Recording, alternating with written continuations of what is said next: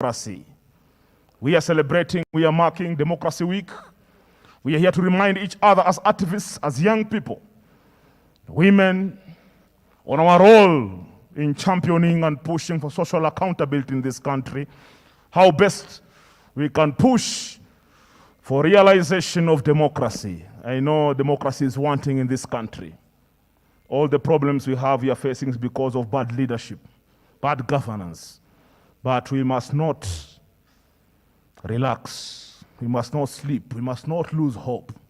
And that's why courtesy of Forum C, together with Creative Spills, we have Siasa Place and our Chief Go-To program have decided to bring this innovative, creative event that will remind us and ignite the fire we have within us so that we can unleash it mashinani.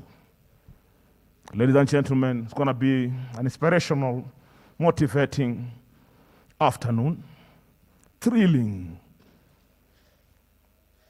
Just about now, we're going to start this in style. Ladies and gentlemen, I request that we all rise onto our feet. Tusimame tafadhali.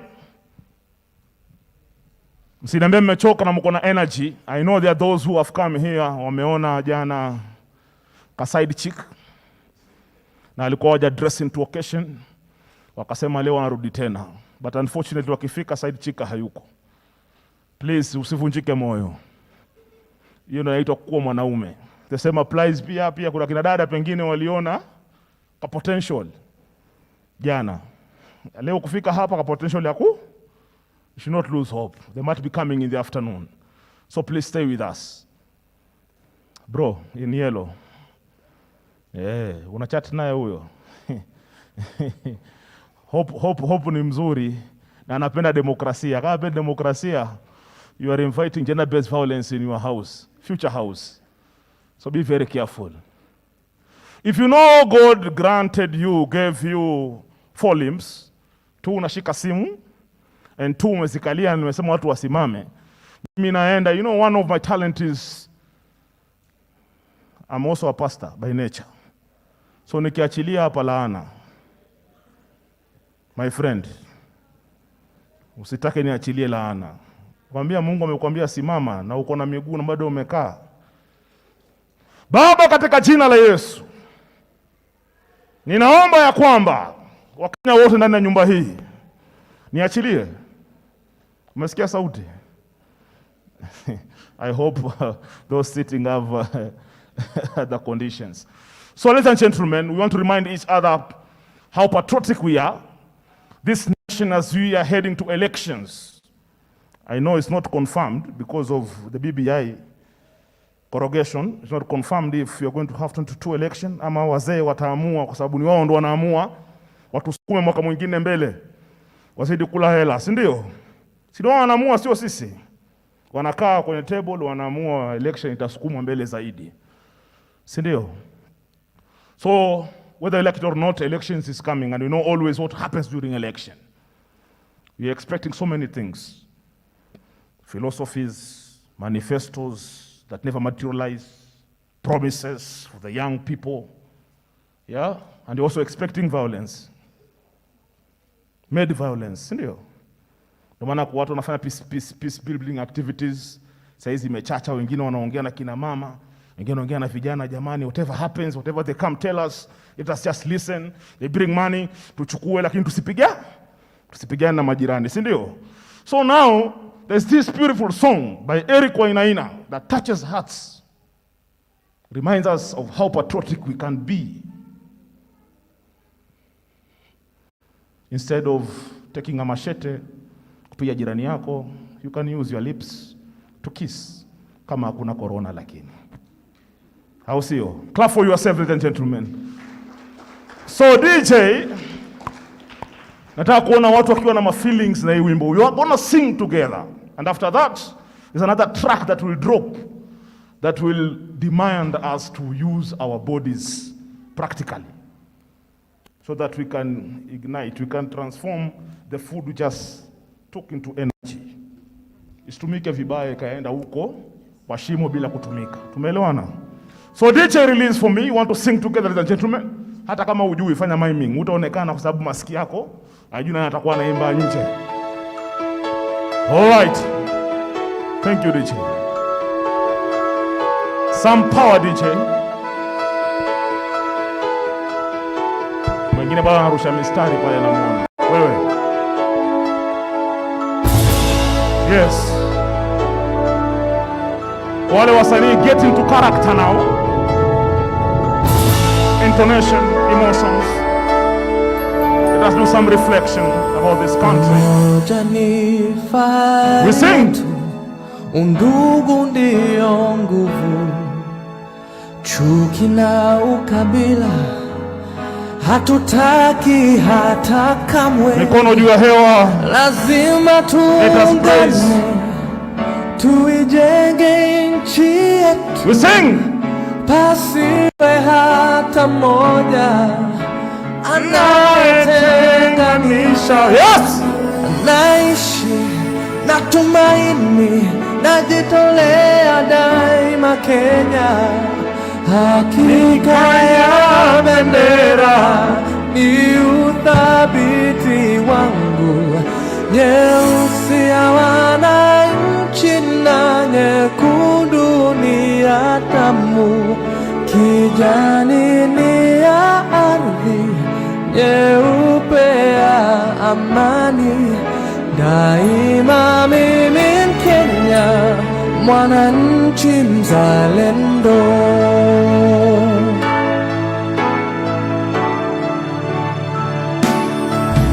Kwa uchungu na mateso, let us sing. Wanu mmetoka, huzuni, let us swing. Tulinyakuliwa uhuru na mashujaa wa zamani. Ati? Hawakushtushwa na risasi au kufungwa gerezani. Nia yao ukombozi, kuvunja pingu za ukoloni. Aishi na tumaini, najitolea daima Kenya. Wajitolea kufanya nini? Hakika ya bendera ni uthabiti wangu, nyeusi ya wananchi na nyekundu ni ya damu, kijani ni ya ardhi, nyeupe ya amani. Daima mimi Mkenya, mwananchi mzalendo. Be proud of yourself.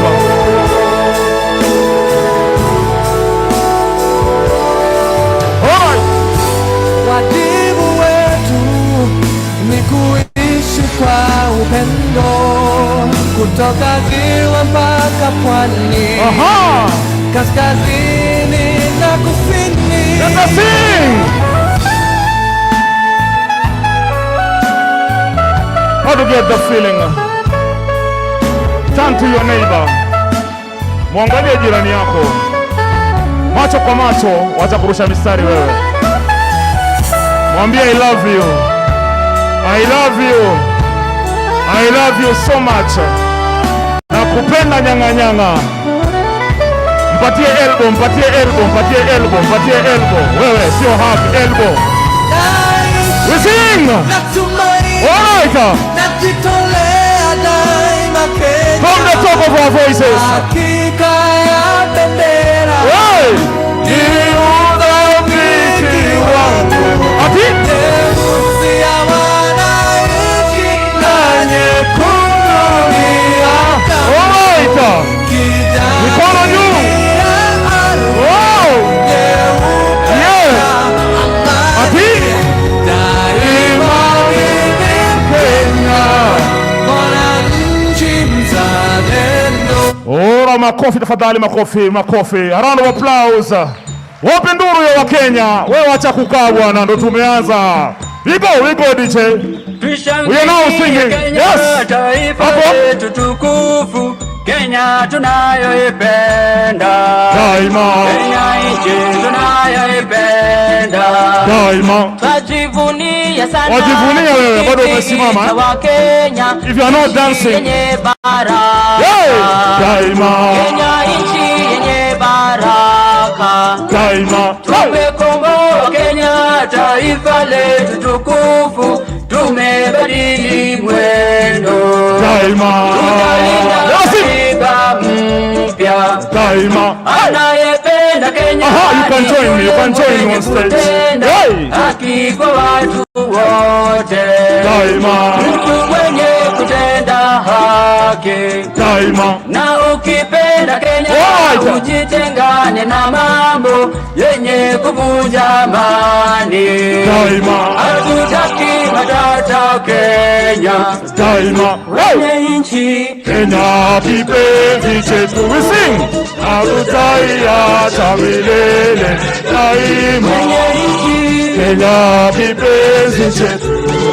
Hatutaiacha milele. Daima. Kenya kipenzi chetu, nchi yenye upendo. Hatutaacha Kenya daima na milele. Kenya kipenzi. We sing wewe. Hatutaiacha milele daima. Wenye nchi Kenya kipenzi chetu. Hatutaiacha milele daima. na nikienda nje nitasahau Kenya na nitabaki Mkenya daima na milele.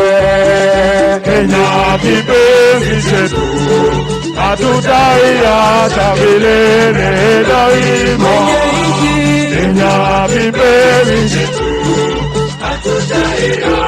Milele daima. na tumeapa sote wenye nchi ya Kenya kutumikia Kenya daima na milele. Kenya kipenzi chetu. Hatutaiacha milele. If you're not dancing, Wenye nchi umelaniwa. You are the few that are bringing trouble in our country. sitaiacha Kenya. Hapo tono. Mimi ni mwenye Kenya daima. Umoja wetu Kenya tudumishe. Mimi ni mwenye Kenya daima.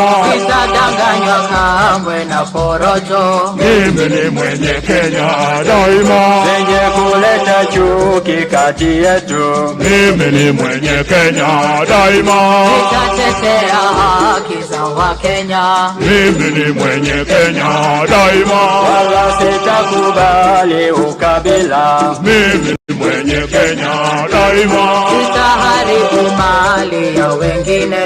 Mimi ni mwenye Kenya daima. Na majirani wangu nitalinda. Mimi ni mwenye Kenya daima. Wenye nchi Wenzangu. Sing, sing. Hatutaiacha milele daima. wenye nchi Kipenzi chetu. Hatutaiacha milele daima. tushangilie Kenya taifa letu. Alright. Kenya tunayoipenda. Daima. Tushangilie Kenya taifa letu tukufu. Kenya tunayoipenda. Daima. Tunayoipenda. Daima. Kenya nchi tunayoipenda. Daima. Thank you. A round of applause, ladies and gentlemen. Viva comrades, viva! Viva comrades, viva! Forward in democracy, forward! Forward in democracy, forward! Forward in gender equality, forward! Forward in gender equality, forward! Forward in feminism, forward! Forward in social accountability, forward! Forward in democracy, forward! Thank you, ladies and gentlemen. Jipigieni makofi. I hope this was not just a dancing show for you like any other. I hope you have listened to the words and you're now reflecting. Very strong words indeed. The intention was not just to dance. It was not just for you to see someone who makes moves better than you. It was to inspire you. As you are singing, Mimi ni mwenye Kenya daima, you are becoming possessive But that comes together with responsibility. What are you doing to change the new normal? That's the question. Reflect. Ladies and gentlemen, starting us off, we're going to bring on stage an amazing artist, another poet, mshairi, msanifu. Put your hands together, ladies and gentlemen, as we bring on board Timo, the GK. Keep on clapping, that's our norm. Keep on clapping, please. Make some noise. Wonderful. Timo, the GK. Please, stage manager, niletee kipaza sauti. A sanitizer, it's very important. Timo, the GK. All right. Naona amekuja mpaka na ndonga zake. Ujamaa onekana ametoka pwani.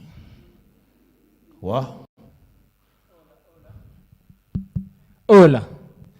I'm Timo GK. I am a poet, I am a craftsman. Mimi ni msee wa biashara, and I'm also the current poetry slam Africa King champion something. Yeah. It's an honor. So from yesterday tumekuwa tukiongelelea defending democracy, and before you defend democracy you have to know, lazima kwanza ufumbue fumbo ya ile position iko. You can't defend something when you ile position. Happy from the conversation imesikia most of us tunaelewa kwenye tuko.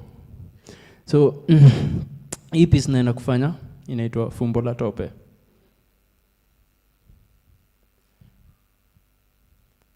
Ndugu brother, nimesikia uvumi kaka.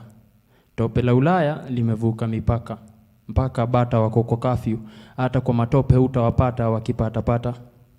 Tulichezea hii tope na nguo zetu za kimalaika. Sasa tunashindwa nini imetuchafua. Serikali nayo imetoa amri.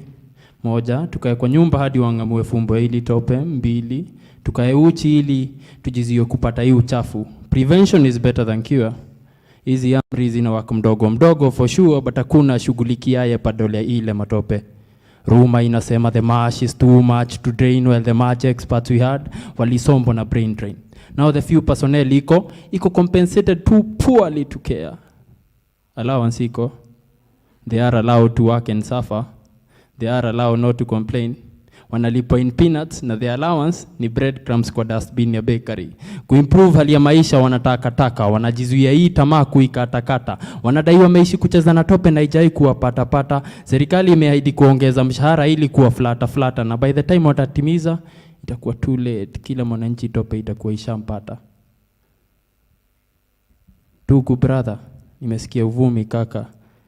Tope Ulaya haijavuka mipaka. Wanaosema otherwise ni waongo. Malaya wamepigisha ukweli umalaya hadi kageuka propaganda. Kwa podium wanatuhubiria fake news imeganda proper. Behind the scenes wanakaa chini woga waligenerate. Fear imekuwa currency ya failing state.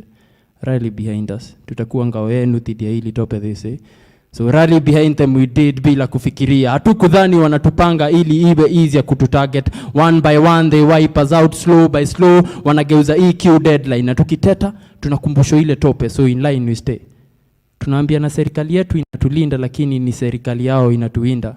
Mwananchi mmoja alingamulia ile yake fumbo ile tope. Serikali ndo iliunda na kusambaza hii uchafu.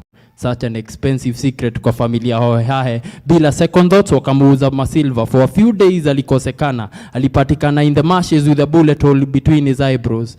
Too bad. Hatukupata time ya kumwambia bye bro. Ndugu brother, nasikia relief kaka. Nilidefy amri ya kukaa uchi, nikavaa nguo zangu za kimalaika. Sasa tope limenipata. I feel it seep into my veins. Sikio nimetega nikitegea usaidizi ya serikali but nachosikia ni vilio za wazalendo wenzangu wakitegemea kusikizwa ama hata angalau kusaidiwa na serikali tasa izai matendo. What comes next najiuliza kila saa. Sasa najua kesho kwangu si guaranteed, but at least nitawacha behind watakuwa na chance ya brand new start. Ndugu brother, nimesikia uvumi kaka. Haikuwa tope Ulaya ilivuka mipaka. Ni serikali iliabuse yake mamlaka. Tope ilikuwa excuse ya kutunyang'anya nguo zetu za kimalaika. Woga ndo silaha wanatumia kwa podium. Propaganda wanatuhubiria. Behind the scenes kio wametega wakitegea kusikia katu tangamua fumbo hili tope. tuache kuwategemea. Shukran. Powerful. Niko na this crafts I make. This is a kanga. I have a giraffe back there. I have a tortoise. Niko na earrings and ashtrays and pen holders for anyone who needs them. Tutaonana after the event there. All right. Let us support our artists. Who ni activist na pia ni entrepreneur. Mpigieni makofi tafadhali. Is making amazing things for young people. Watoto kama uko na watoto pale kwa nyumba, unataka wazubai kidogo. Please see that young man. Ladies and gentlemen, that was an inspiration. Just about now, I want to bring on stage yet another poet, another legend, very consistent in calling out leaders with impunity. He goes straight, writes mistari, and unleash. He has been on record. He has made history among us, the few artists or activists that have managed to write pieces directly targeting the president, deputy president. Ladies and gentlemen, help me. Who is this? Who is this artist? Who is this artist? Who is this artist? All right, ladies and gentlemen, put your hands together for Willie Oyeba. Makofi, keep on.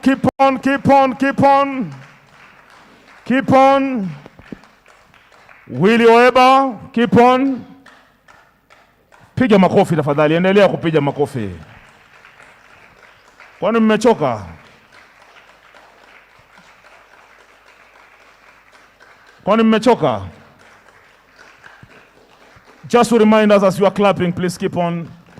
We are here, Democracy Week, and our hashtag is defending democracy. Of course, just to remind us that this event is made possible through the organizing led by Forum Civ. We have Creative Spills, we have Siasa Place, and we have Power 254 as partners who have made it possible for this event to be. Of course, without forgetting the investment and support by the Embassy of Sweden in Kenya. Tuwapigie makofi tafadhali. Event ya wiki mzima tumeanza jana, tutaendelea leo, kesho kutwa mpaka Ijumaa, climaxo. Yani climax. Ladies and gentlemen, Willie Oyeba. All right. I'm reminding you, wale wako online, tafadhali, keep on commenting. I know you'd love to be with us, but Elga Production are really doing amazing work to ensure that each and every corner, wherever you are, unatoka kwa TV yani, you are live, my friend. So be very careful in whatever you are doing. Usipatikane bahati mbaya, ukakuwa hashtag, ukakuwa famous kwa social media for wrong reasons. Ensure you're following this session. That's what I mean. Because these cameras are reflecting each and every corner. Sika tunaelewana? Ladies and gentlemen, put your hands together now again for the legend, Willie Oyeba. All right.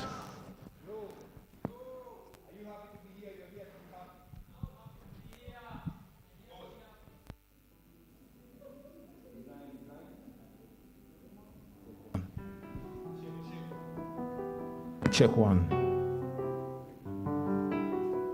Oh, nyuma. Check. Defender champion.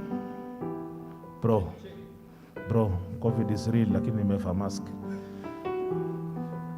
Don't need to waste time here.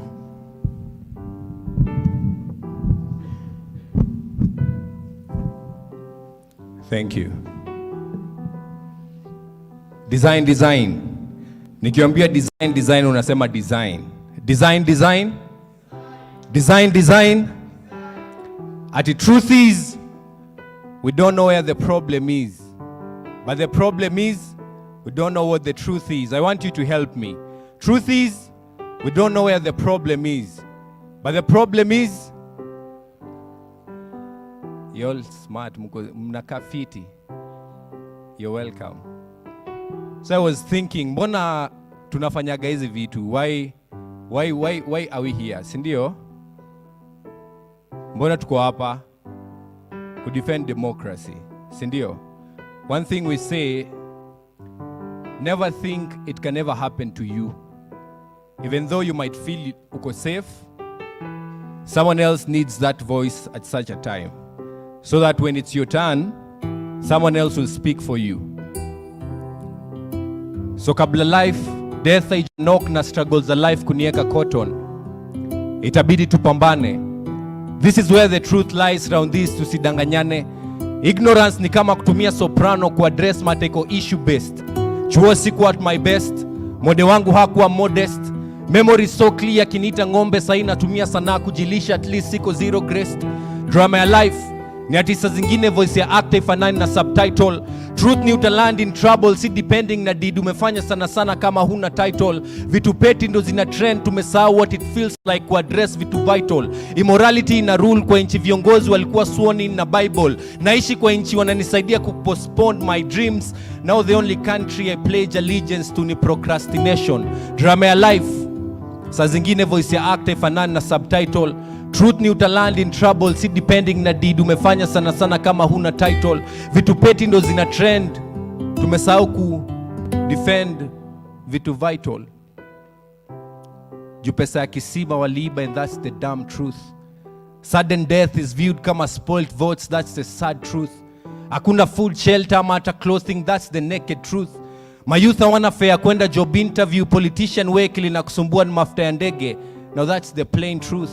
Life ain't easy, that's the hard truth. It's not about sagging, drugs do not create my wasted youth. Inchi mashefa wezi afford ile food wana cook. Dom optician unalipo wezi hata piga look. Kill sin to see God, atotoe tithe aje ticket ya heaven and inuliwi maimuk. Itakuwaje cry za tajiri ni intellectual, lakini cry za maskini kwa masikio justice ni kelele. Itakuwaje una believe in me nikicheza kimimi unashikwa na kiwewe. Itakuwaje unaninyima opportunity ya kupata kazi, lakini kwa club unataka nipewe. Na effect ya nguvu ya thao inafika malinduru ya mnyonge iwezi fika. Ballot box na DSTV zinafika malidisha iwezi fika. Watoto wanalala njaa, mulikunywa na pesa ya kula, na vizuri mnajua pombe iwezi lika. Wanasiasa pia wanadanganya, si movie peke yake ni kutriki. Hata ukisaidia rafiki yako pesa yako, unapoteza rafiki yako na pesa yako. Wonder why uko heartbroken na ile hoteli unaenda ukiwa na manzi yako, ukiwa peke yako wewe huwezi jipeleka.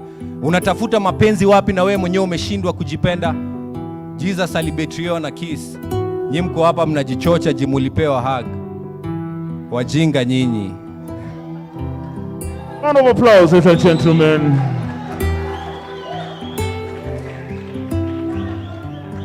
I wonder why you people are cheering. Na mmefanywa indirect matusi. Jesus alibetraywa na nani? Na nini? Wajinga nyinyi. Wajinga nyinyi. Mwambie jirani yako mjinga wewe. Mwambie mjinga wewe. Wewe sio mimi jirani yako huyo wewe. Mbona unaniambia mimi? Mwambie mjinga wewe. Ladies and gentlemen, that was to ignite this moment now as you go to this important panel this afternoon. Of course, moderated with one man that I respect. He has been in this journey, liberation. When you talk about mental health issues, he's a legend. He's also a writer, a very strong media personnel. Ladies and gentlemen, join me in welcoming one of the best moderators in town, Pastor, Reverend, Bishop, Danish Odongo. Mpigieni makofi tafadhali. Keep on clapping. Huyu bwana akianzisha kanisa, mimi nitakwenda kuabudu, lakini wakati wa sadaka peke yake.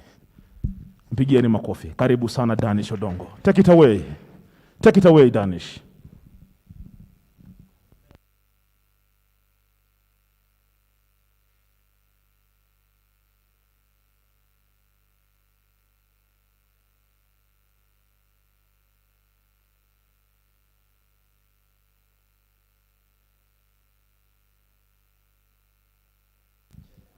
Sound booth, please. Please, sound booth, be attentive, please.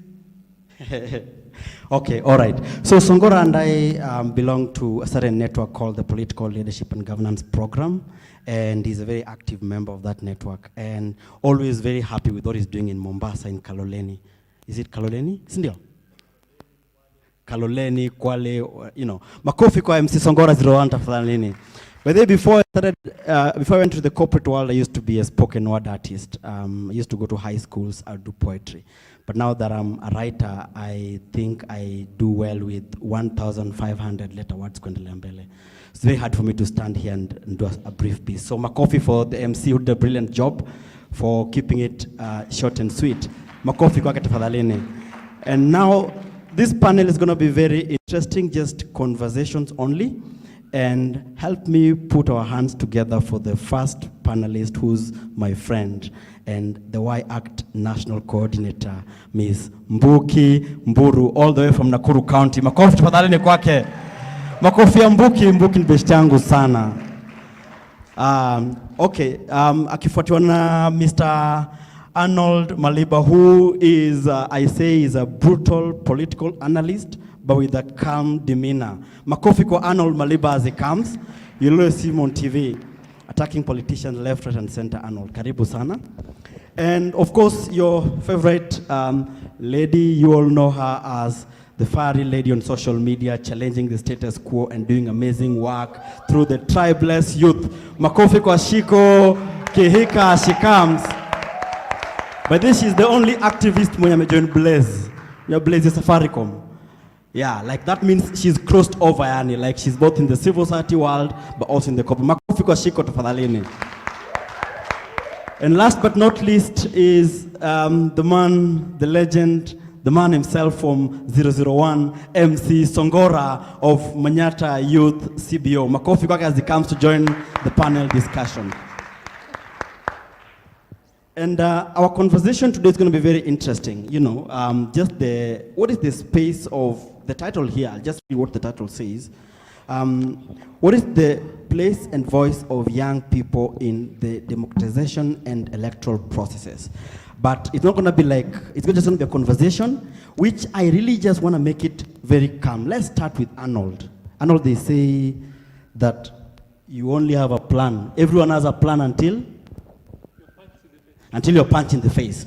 So how easy is it for a young person to vie and win an elective seat in this country now, having vied a couple of times and having been in the political process for a while? Allow me to actually go without a mask, because I've seen it sanitized many times. The question of how easy is it for a young person to run and be elected in this country, it depends on where you are looking at it from.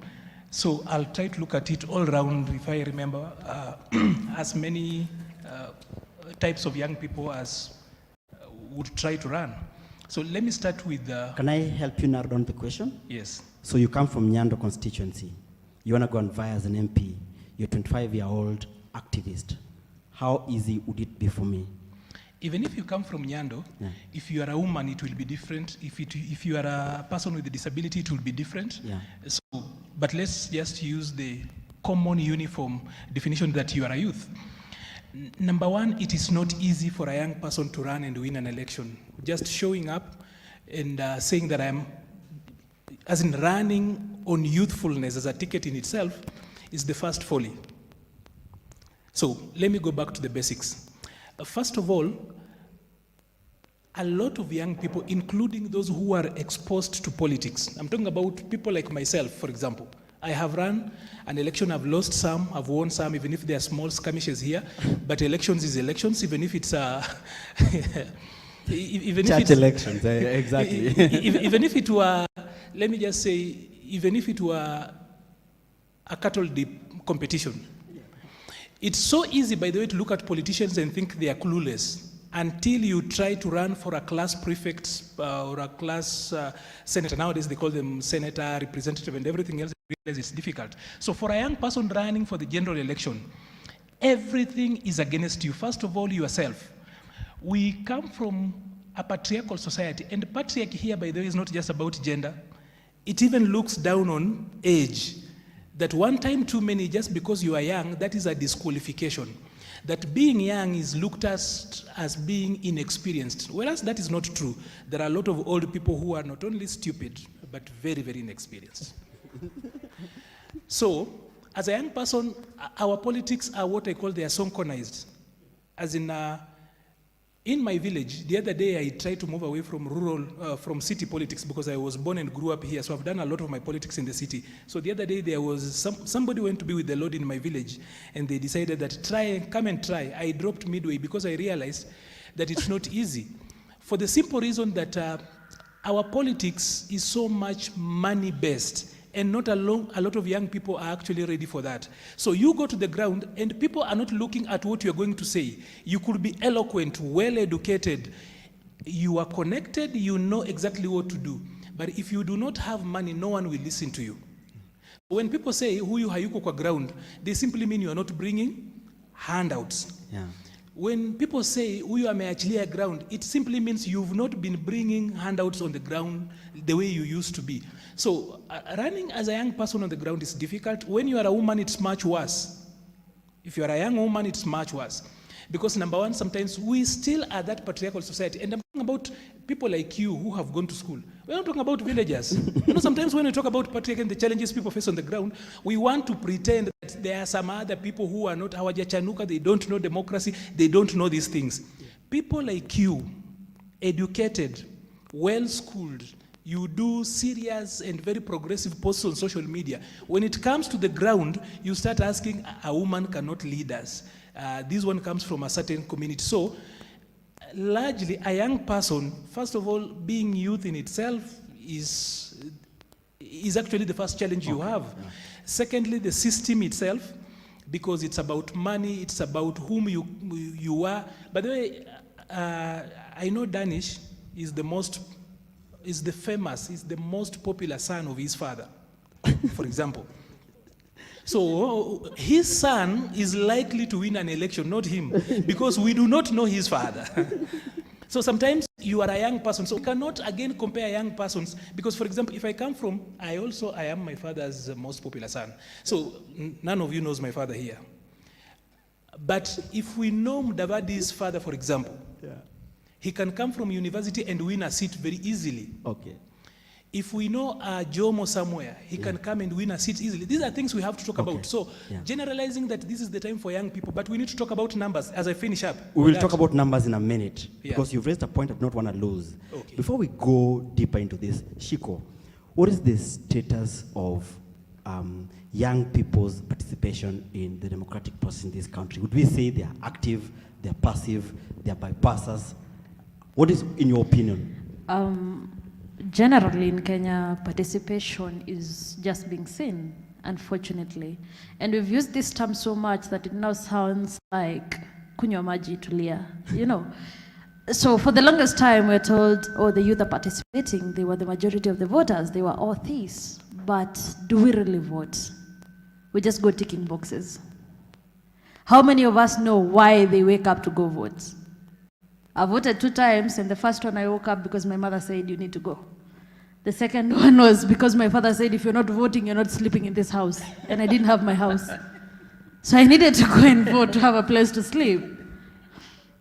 So for now to realize that, yo, wait a minute, I only have 17 years as a young person, and then I'm old. And these 17 years, I can either choose to make a change. Like you've asked, those who don't know, I had to go and ask my father what he was doing, because if he was famous, I should be somewhere in Senate or somewhere seated down, you know, and eating your taxes. But we as young people, being told we are the majority, those are just sweet nonsense that we're just told. In the actual sense, we are not participating. We are not being involved. We are not making any changes as of now. And that hurts. Because someone will come and tell you, oh, yeah, 67%. You guys can have your own president. Where? How? Mulisikia wapi? It does not happen overnight. It does not happen when we just go in and say, kuna ile chama ilikuja na dancers wengi, to tick hapa. Kuna ule mtu nilisikia kiongea lugha ya kina mamangu, we tick here. you know, because that is how we vote. And unfortunately, it's like another COVID thing that is just passed on to us unknowingly. And I keep saying and I keep repeating, our elections, when it comes to our young people especially, it's an idiot's festival. We just follow, tick boxes, go back home and wait. And then we go on social media trolling people. Exactly. A round of applause to the first two panelists, Manze, for amazing submissions. Let me come to Mbuki, who's a really good friend of mine.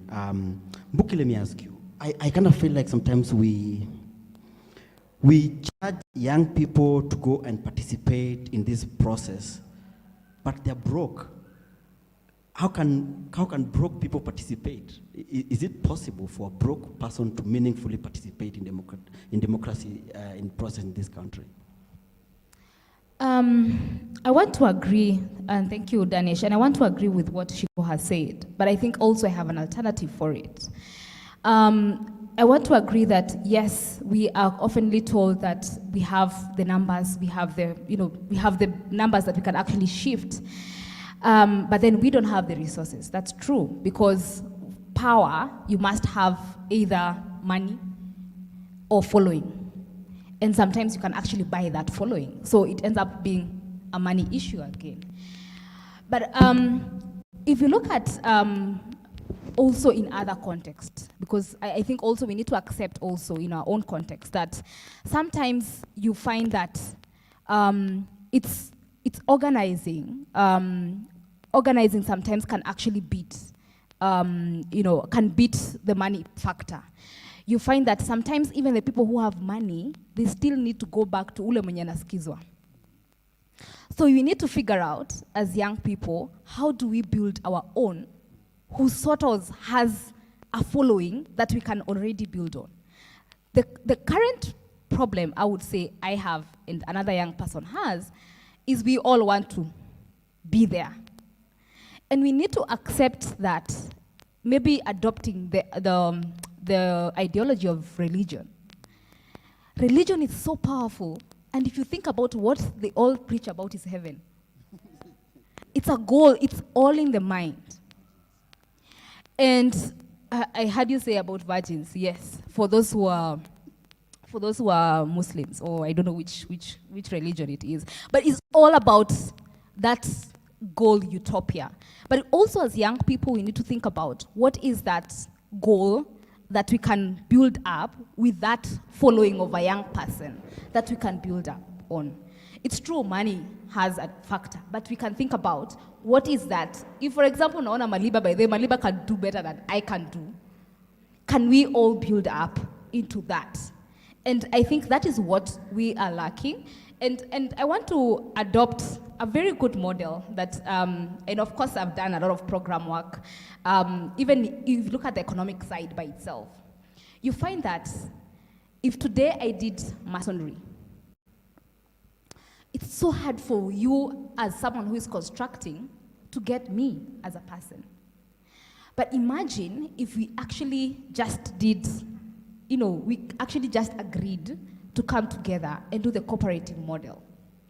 The cooperative model is so powerful that even as we think about politics, because sometimes we think politics is different from economics, but politics has a role in economics, and that's why you said money has a factor in politics. So even as we organize, we think about how do we still organize, and my problem is not even organizing 1,000 people, of young people. I want to tell you a very powerful thing, and just going back to the participation. Shiko and I happen to be in a youth survey organization consortium. And for the longest time, it was so hard for young people to actually influence policy in this country. What are your public participation, your counties, the one that, the bill process. And we actually came together as youth survey organizations to be able to organize ourselves and submit memorandums, and we've seen progress in that. I'm just saying, in organizing, even politically, which we haven't done as young people. I think we had it was once done, I think in maybe Maliba can correct me, I think 1998, I'm not sure which year it is. But they tried, young people tried. But really, we need to think about what as that small group can do and build up. We don't need to bring an assembly of 1,000 young people. We need to start small and grow. Thank you so much. Always very positive about your submissions, Mbuki. And it's a nice thing. So, Songora, let me ask you. If I look at the pillars of democracy, I see sovereignty of the people, I see majority rule, and all these, nice things on paper. But one of them really catches my attention, the issue of term limits, due process before the law, and social, economic, and political pluralism. You just mentioned here that you're not sure whether we're going to have elections. Are we going to have elections or not in 2022? And why did you say that we're not sure that wazee wataamua?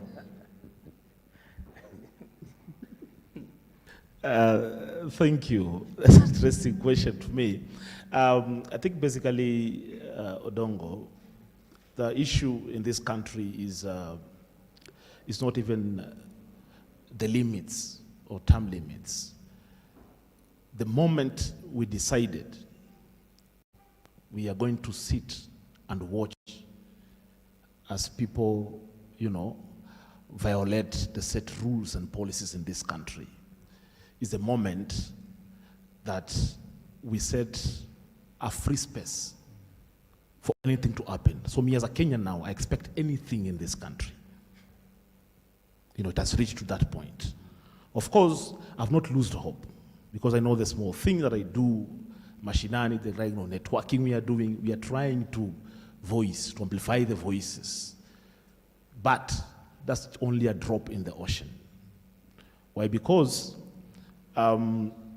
if you look at the Constitution 2010, as I mentioned it earlier here, as I was conversing with Willie Oeba in the morning, that I was one of the few or many Kenyans that was glued onto the TV. Of course, I wished ningepata opportunity ya kuenda live. I was watching the entire event. I can even quote, Kibaki's statement. But now,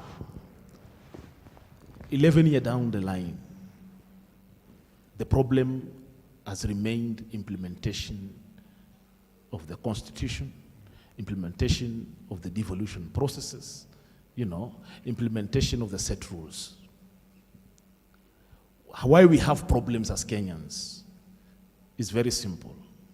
One is we have inherited lamenting, complaining. We have inherited relief form of approach. Despite the kind of work Part 254 is doing, creative spills, Forum Sieve, Swedish embassy pumping money for activism, still most Kenyans are glued into nisaidie, nipatie. We are waiting for relief. Those few, I would say, like Arnold has said here, they are enlightened, they went to school, subscribe to these, rice-based form of approach. But very few implement this in their daily life. They only do this in forums, like speak very well on panels. But implementation machinani, they're the first people who bribe police officers. They're the first people who will go out there, get for an opportunity to use a shortcut so they can win a deal. Are you getting me? So if we want to make a change in this country, if we want the systems to work, then we must empower those who never went to school. Because I will tell you, with a few cases, like the use of Right Way Forward by Forum Sieve, this thing has worked best.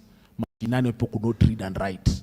It has failed to work in the modern context. Why?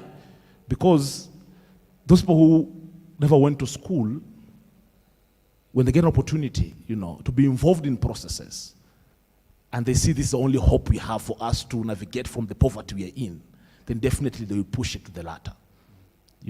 But the problem is, there's a very big gap between the renowned activists, Akina Songora, Akina Arnold, Akina Mbuki, Akina Njoki, Akina Odongo, and those activists machinani kule. There's a very big gap. Unless we bridge this gap, we speak with one voice and we're going to make a change in this country. Exactly. Makofi court for the first round. Arnold, I want to come back to you. One of the biggest threats to democracy, especially of young people's participation in it, is exactly that. You know, disenfranchisement, sometimes lethargy, sometimes us feeling really hopeless. And I was saying that those who grew up, you know, maybe in the 90s, late 90s, when this constitutional change ilikuwa imeshika moto sana, we kind of hoped that if we just change the constitution, the bullets will stop in the ghettos, the money will be in our pockets, and everything else will go on well. Yet now we are being told that it's the bottom up that will save us. How do we deal with this disenfranchisement of young people, and how do we ensure that we still hold on to these ideals, which are very good, but still continue to make sure that it translates to meaningful change in their lives? I'll respond to that question in 3 ways. Number one, when you speak about disenfranchisement, who is disenfranchising young people?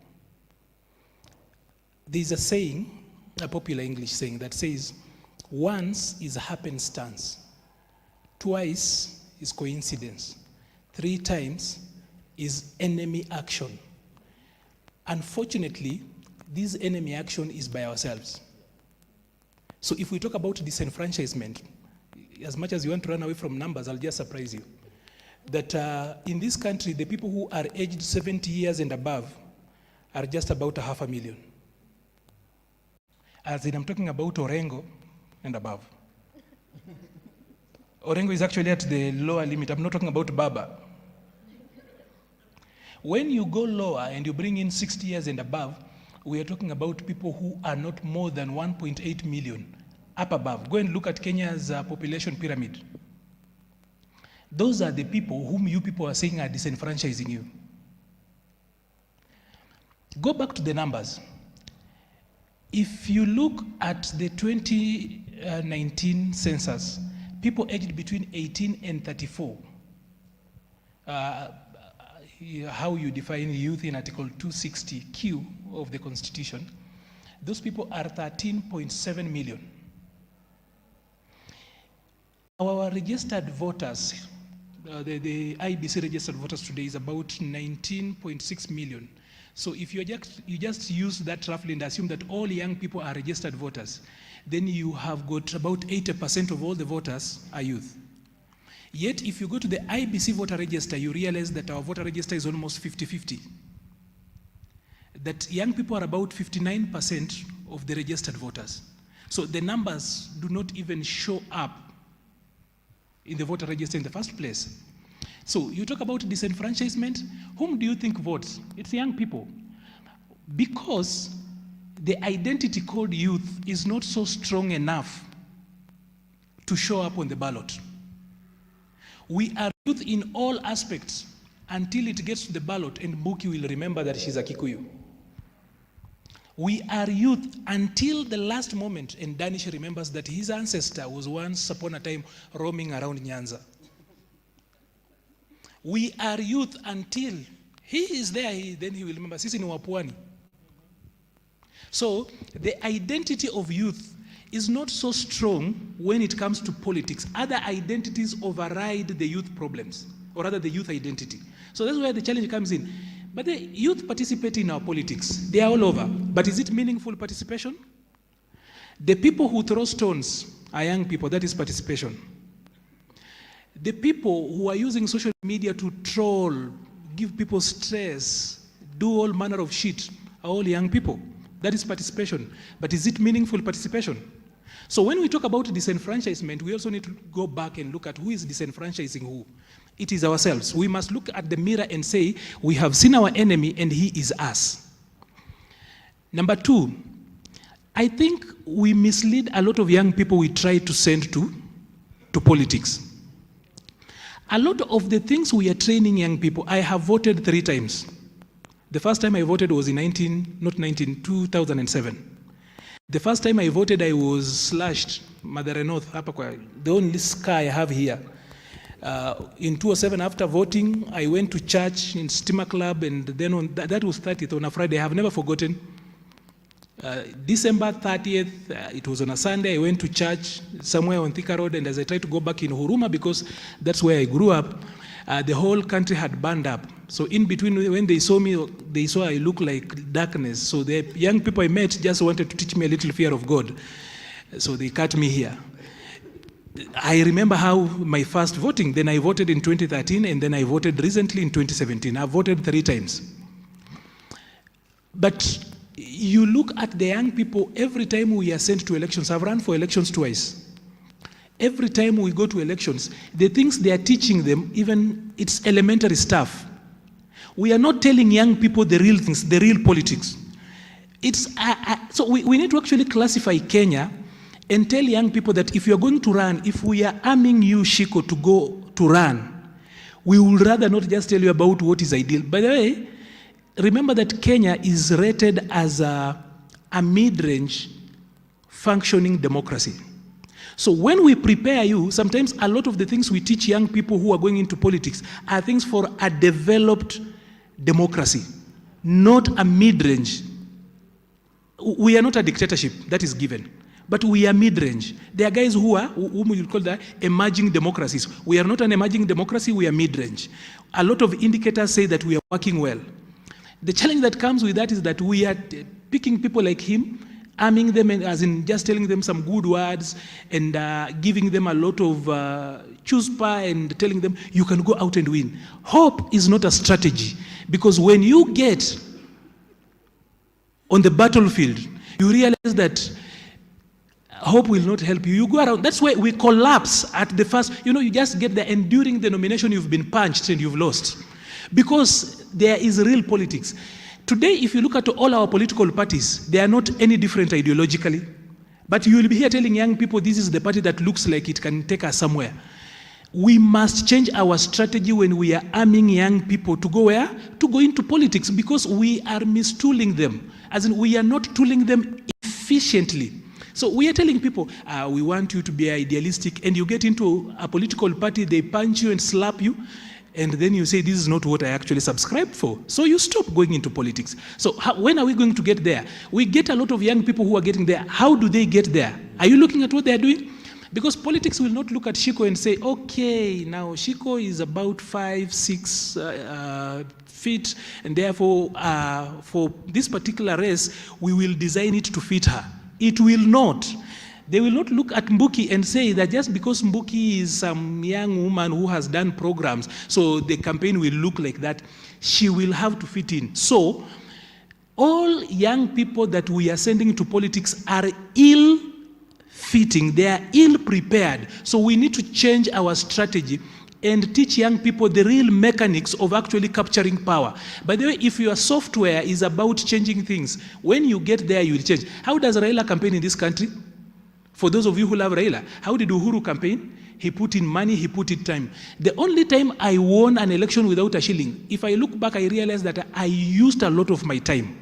I sent thousands and thousands of texts. I spoke to young people. I did demos, organized and sacrificed myself. That is how I ended up winning a seat to the National Youth Council without using money. But if I qualify and quantify the time I put in, I realize I did so much. Yeah. But then we are telling young people that we can teach you about governance, take you to a school, an academy, like what we have been doing with them at, what do you call it? PLGP. PLGP and such. Those guys are good for shows like this and showing up on television and talking. When they get to the campaign, they are beaten proper and you don't see them.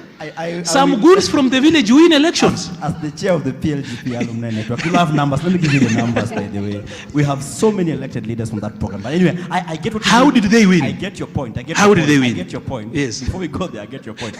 But then, Alice Wahome, PLGP.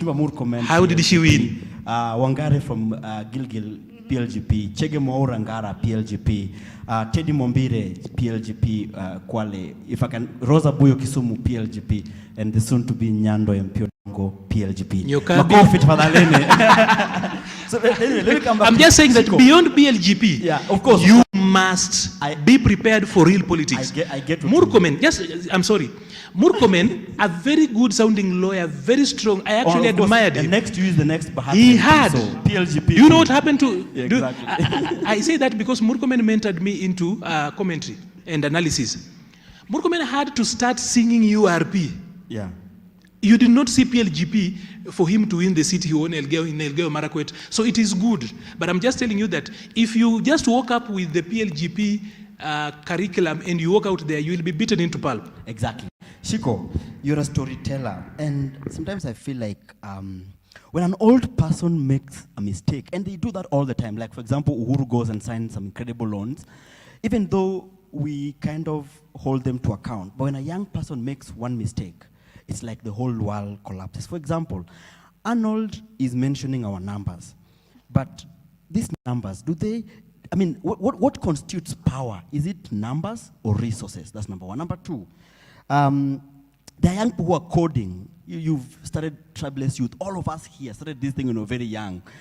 It's like when a few old moneyed people come together to steal our democracy and run with it, it's like, oh, yeah, old people are working, they're involved in the democracy process. But when a few young people come together and try to change the narrative, it always sounds like it's not enough. How do we change this narrative? Because there are people who are doing amazing work. And do you think that what Arnold was saying is very true? Oh, God. Arnold. But this is one thing I say. Just like in our homes, when your mother gets a job, she has to wake up early, cook breakfast for your father, prepare you guys for school or for wherever you're going, shower and leave with your father for work, right? In the evening has to come, get into the kitchen, cook for your father, you know. But at the end of the day, if one of the kids goes wrong, huyu ni wa mama yake, you get. So it's the same thing we're doing with young people. Yes, we have the numbers. Yes, we have all these things, these beautiful things you're telling us, but the structures don't allow us to. And that is one thing we must acknowledge. We say young people do not vote. The question is, I pay taxes to a government that has a responsibility to teach me where I need to vote. Do they do it? So you cannot come and tell, we will have over 6 million new voters, fresh from high school. Who is teaching them where they need to vote? But I was in a forum where I sat and an old man said, we are TikTok idiots because we are busy on our phones. We don't care about what is happening. And I asked him the question, have you taken time to teach your daughter or your son about the history of this nation? Have you taken time to go to their TikTok and teach them there? Because the truth of it is, these young people won't sit down and read the Constitution as a novel. That thing is boring. I won't lie to you. I read it because I know I'm going to sit here and he's going to ask me a question about the Constitution.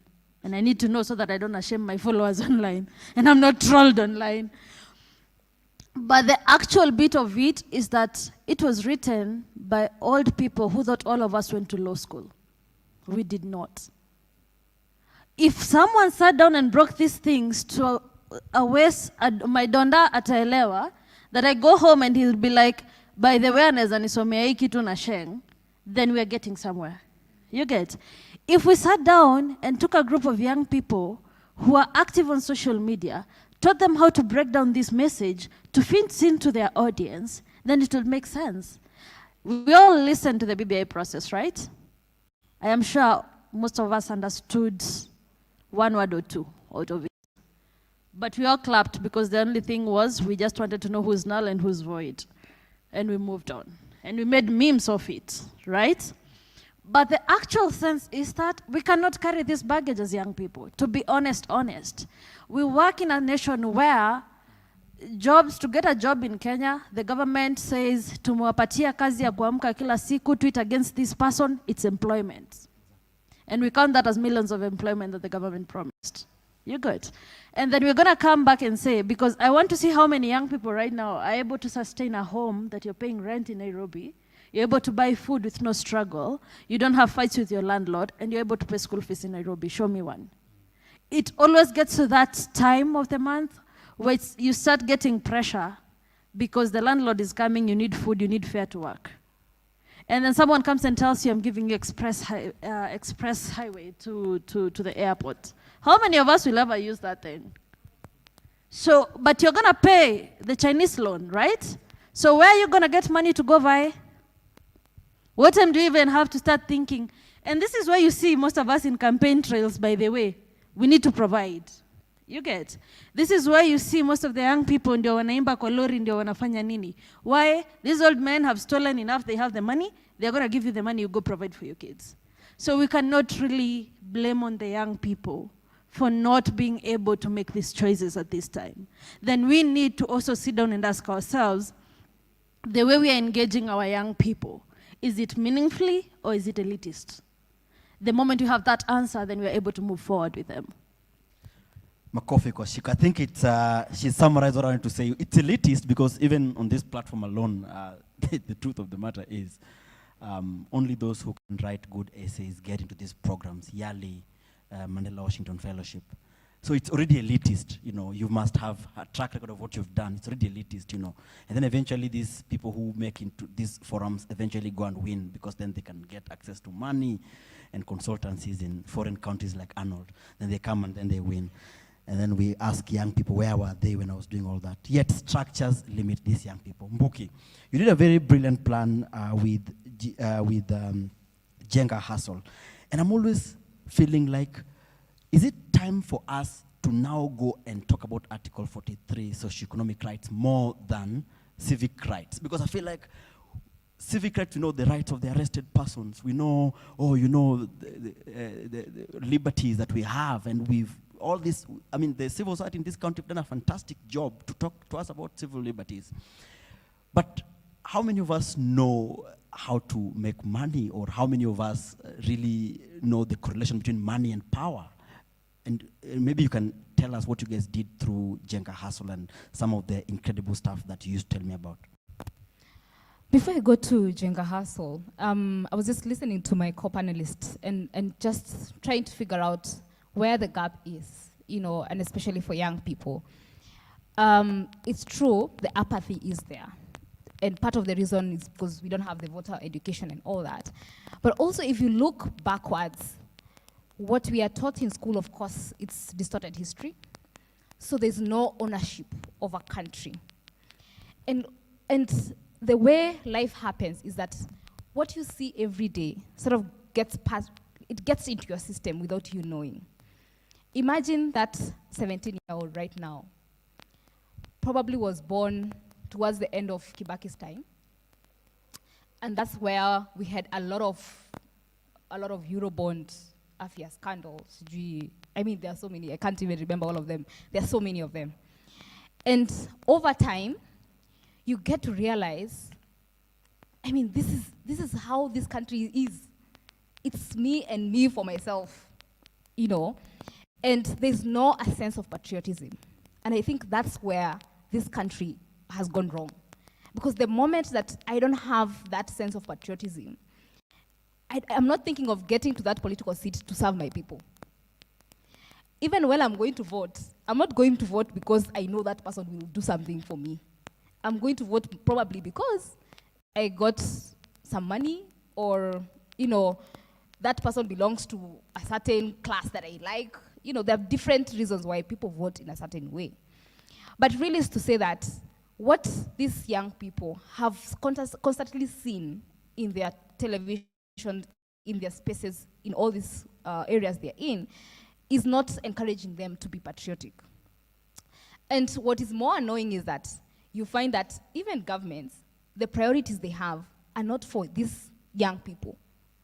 When you, like, just referring to what Shiko was saying, an expressway, I mean, I can't afford 300 one way and back 300, Bob. I mean, it's too much. SGR, whatever. So if you think about it, as a young person, I feel like I am not in this country. And even when Sonko comes out and says, ati wash, ati, you know, young people, musipate haraka haraka, but the reality is, we are struggling. Exactly. There's someone who is being paid as a young person to troll someone online, to bring down whatever manifesto, blew up, bottom up, whatever. Someone is being paid to do that. Because that is how it has been. There's no ownership. And I think even as we defend democracy or rethink democracy, is to think about how do we start creating stories or building a new way of life. I don't know whether it's a way of life or, you know, creating a different narrative for this country.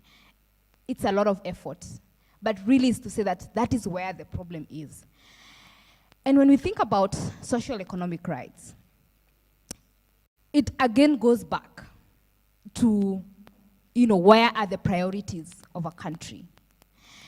And it's to say that we will say access to healthcare, access to education, access to, if you think about CBC, oh my God, I have a young sister, 10 years.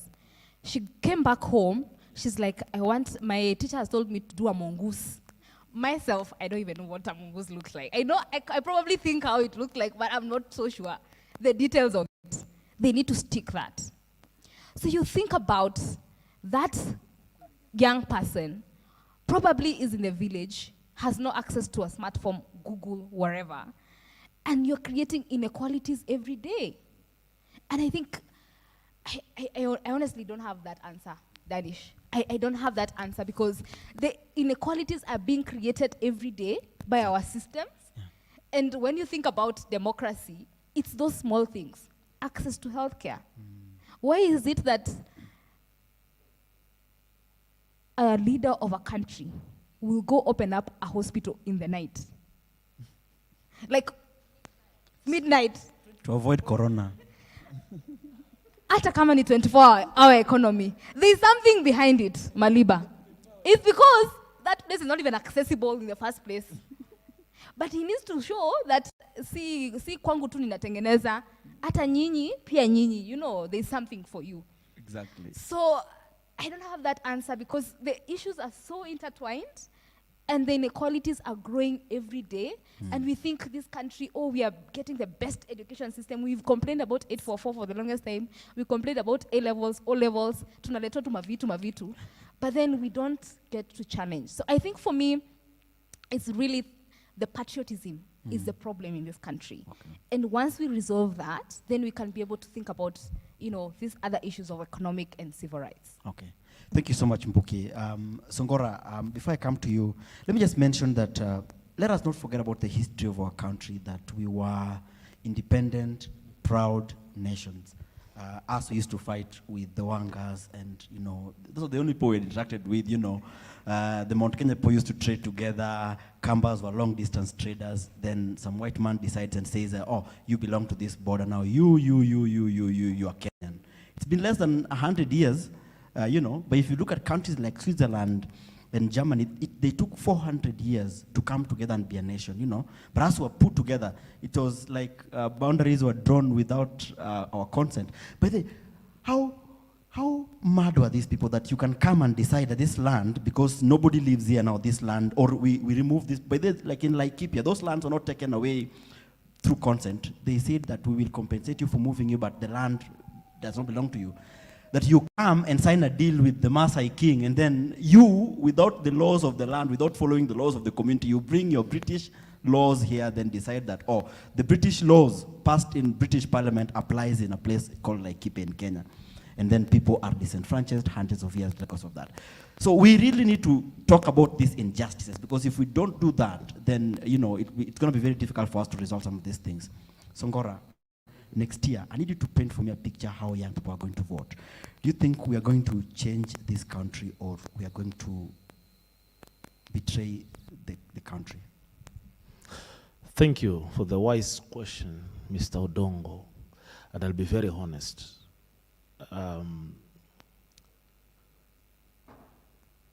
The main problem we have as Kenyans is we get excited very easily, and at the same time we forget very fast. Another challenge we have is we are a reactive nation. We deal with issues as they come. We are always not prepared,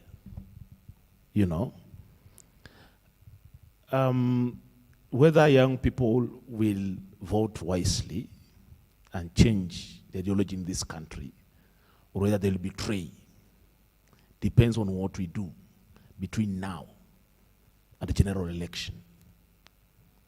Depends with how fast we can bridge the gap between our likes and the grassroots. It's unfortunate that this country system of leadership is corrupt, full of impunity, and is a recycle of leaders that we call leaders, and like 99.99% don't even deserve to be called leaders. If you look like at the 47 counties, people who are called governors, almost 96% are cartels, people who bought themselves into the system. So, you know, I speak from research. I love research, I'm a researcher. The point is, looking at the Kenyans and the voting patterns that we'll be having, you know, has always been guided by ethnic, you know, and looking at a person that has wealth. It's an ideology that young people, especially young people, have, that I can only vote Odongo if I'm sure Odongo hana shida na hela. So Odongo has no money. I know the first 3 years Odongo will go there to also want to get a bungalow, will go there to also get a V8, will go there so that he can also have real estates. By the time he comes, think about me now, is when he feels he has enough money. You know, it's an ideology that we have as young people, and is what these vultures use to poke holes. Arnold has said here, we are always very united as young people. But it comes to election, we are divided. It's not that young people divide themselves. They are people who have mastered the game, and they know where to poke when the time comes. So the issue is this, you know, in most of our interventions, it's unfortunate, but we pump a lot of resources in dealing with symptoms, but not the root causes. So from what I've gathered is, the future of this country depends on two issues. One is going green. I know you understand saying going green. Invest in food security. Try to eradicate poverty, because that's the main loophole that these people use, where they come with peanuts, when they come with money. I will tell you for free. Voters, the middle class, you know, they always have a problem. It's either they don't vote, or they vote by watching ideologies on TV and manifestos. People who interact, mostly politicians, are people at the grassroots level. People living in poverty. People who attend rallies are people living in poverty. People who are grouped to put on t-shirts, move around, you know, make noise, cause mayhem, are people living in poverty. So this is a moment where I try to weigh between the 1,000 I get and stick with Arnold, who was an ideology. I see he's a great leader, he has a history. Choosing him and choosing to go with the person that gives me 1,000 for that period of 6 months becomes very easy, because ule anatatulia matatizo yangu ya wakati huo. That's why I'm saying we get excited very easily and forget very fast. You know, we'll forget the good things that Arnold has been preaching, the good, you know, ideologies, the campaigns done by Forum Civ, when money comes. So if you want to invest and stop this problem, I mentioned one is going green. Once we have food, I'll tell you for a fact, it's not that people in Mombasa do not want violence. It's not that they cannot go taking advantage of Article 47 for a month continuously. The reason is only one. If you close Kongoya market, there's no food. Watu watakanda na nyumba because of anger. There's no kerosene. People in Mombasa depend on food coming from up country. It's so difficult to protest in that heat. You cannot protest more than 2 days, my brother. Once kibandaski imefungwa pale na soko imefungwa. And that's what they will do as politicians. I'll tell you. They'll make sure GSUs are around. Kibanda mboga apigwe gongo mara mbili, funga kibanda by 5. So those coming from work, they cannot get sukuma wiki, they can wataanza kulia tu serikali, saidia, I want to get back to normal. And that's why people are really punished during this COVID period, I will tell you. I wished if these people can allow election to come during this COVID period, maybe Kenyans will make wise decisions. But I know they will stop it before elections. They'll make sure Kenyans forget. Exactly. I don't know how you are sure they will change that. Makofi kwao. So anyway, so now I think we've laid the foundation of what's up and what's going on. Now I want us to move forward and now answer this question. How do we defend democracy, young people? Because I think this panel is very important. It is a real knowledgeable panel, and we've got an amazing audience. So I want us to leave here knowing practically how we can actually get involved. So I'd like to, I'll just start from Arnold to Mbele. But in the meantime, I don't know if there are microphones to Kochini. I'd like to have 2 microphones here and here. So once a final round go one more time, then I'll come to the audience and start getting questions from the audience. So let's start with Arnold. One of the easiest way to defend democracy and for young people to meaningfully participate, I believe, is through political parties. Elections are gonna be held in August 2022. I believe we're gonna have elections. We cannot even give room for any idea that we not have elections. How many of us think we must have elections? See, we must have elections. We must have elections, ndio?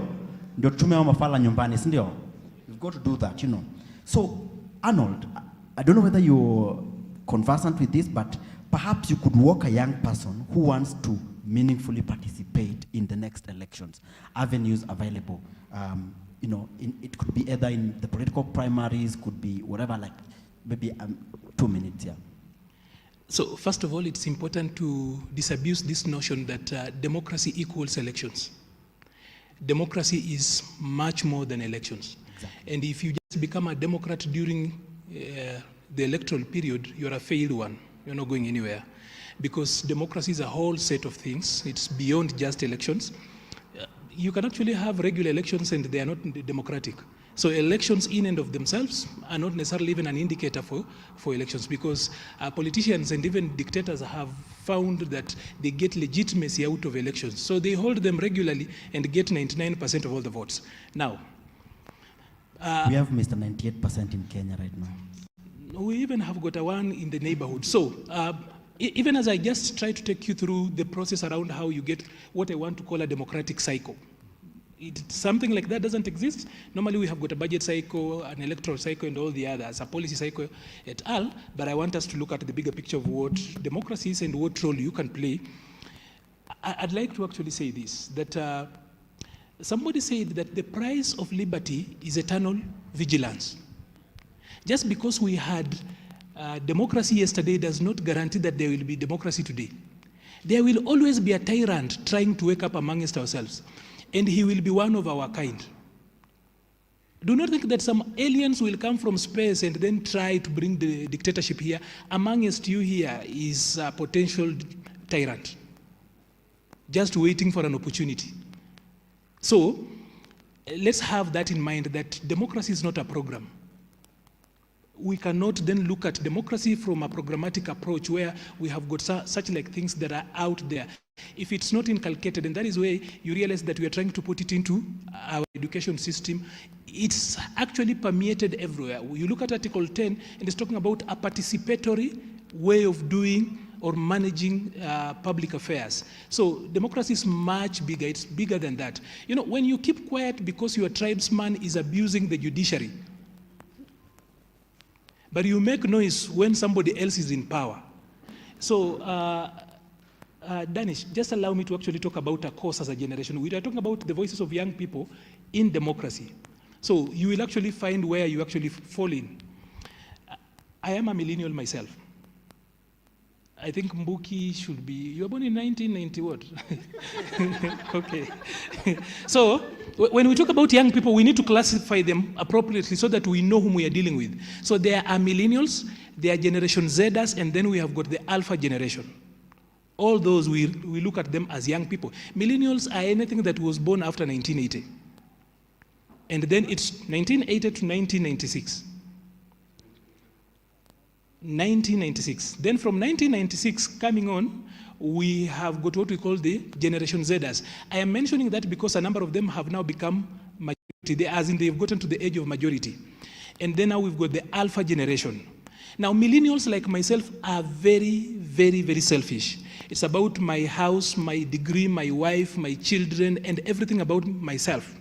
Very few of us really want to go out there to demonstrate. Some of us who are demonstrating is because it's a career. You can get some money out of it. But millennials are generally very, very selfish. Those are the young people who have no cause they are fighting for. The Mau Mau are young people like ourselves. Today when we talk about Mau Mau, all of you guys are looking at old people with rastas. Mau Mau are young people like yourselves. That's why some of them are still alive today. They were young people of their age. Immediately after independence, we realized that independence alone was not enough. We started fighting for the second liberation. Now, in my observation, and he spoke about Article 43, the third, and in my opinion, the final liberation, is socioeconomic empowerment. Do millennials, for example, know what Article 43 really means and the price you will pay? That it is, democracy is beyond having a good constitution. Democracy is beyond you having regular elections. Democracy is beyond you having a judiciary that can defend itself. That democracy is beyond you having public participation. Do you get those spaces that where you can embed yourself? But do you have a cause that you can fight for? We who grew up during the Nyayo time, we were brainwashed. So everything, excellence was about having, you know, Maina Njenga, and I'm sorry to actually mention Maina Njenga, he might not be the best thing you want to talk about, democracy, but he uses a word that I love. He speaks about this generation being the 1, 2, 3, 4. One wife, 2 children, a 3-bedroom house, and a 4-wheel drive car. That is what each and every one of you is looking for. That's what a majority of millennials are checking.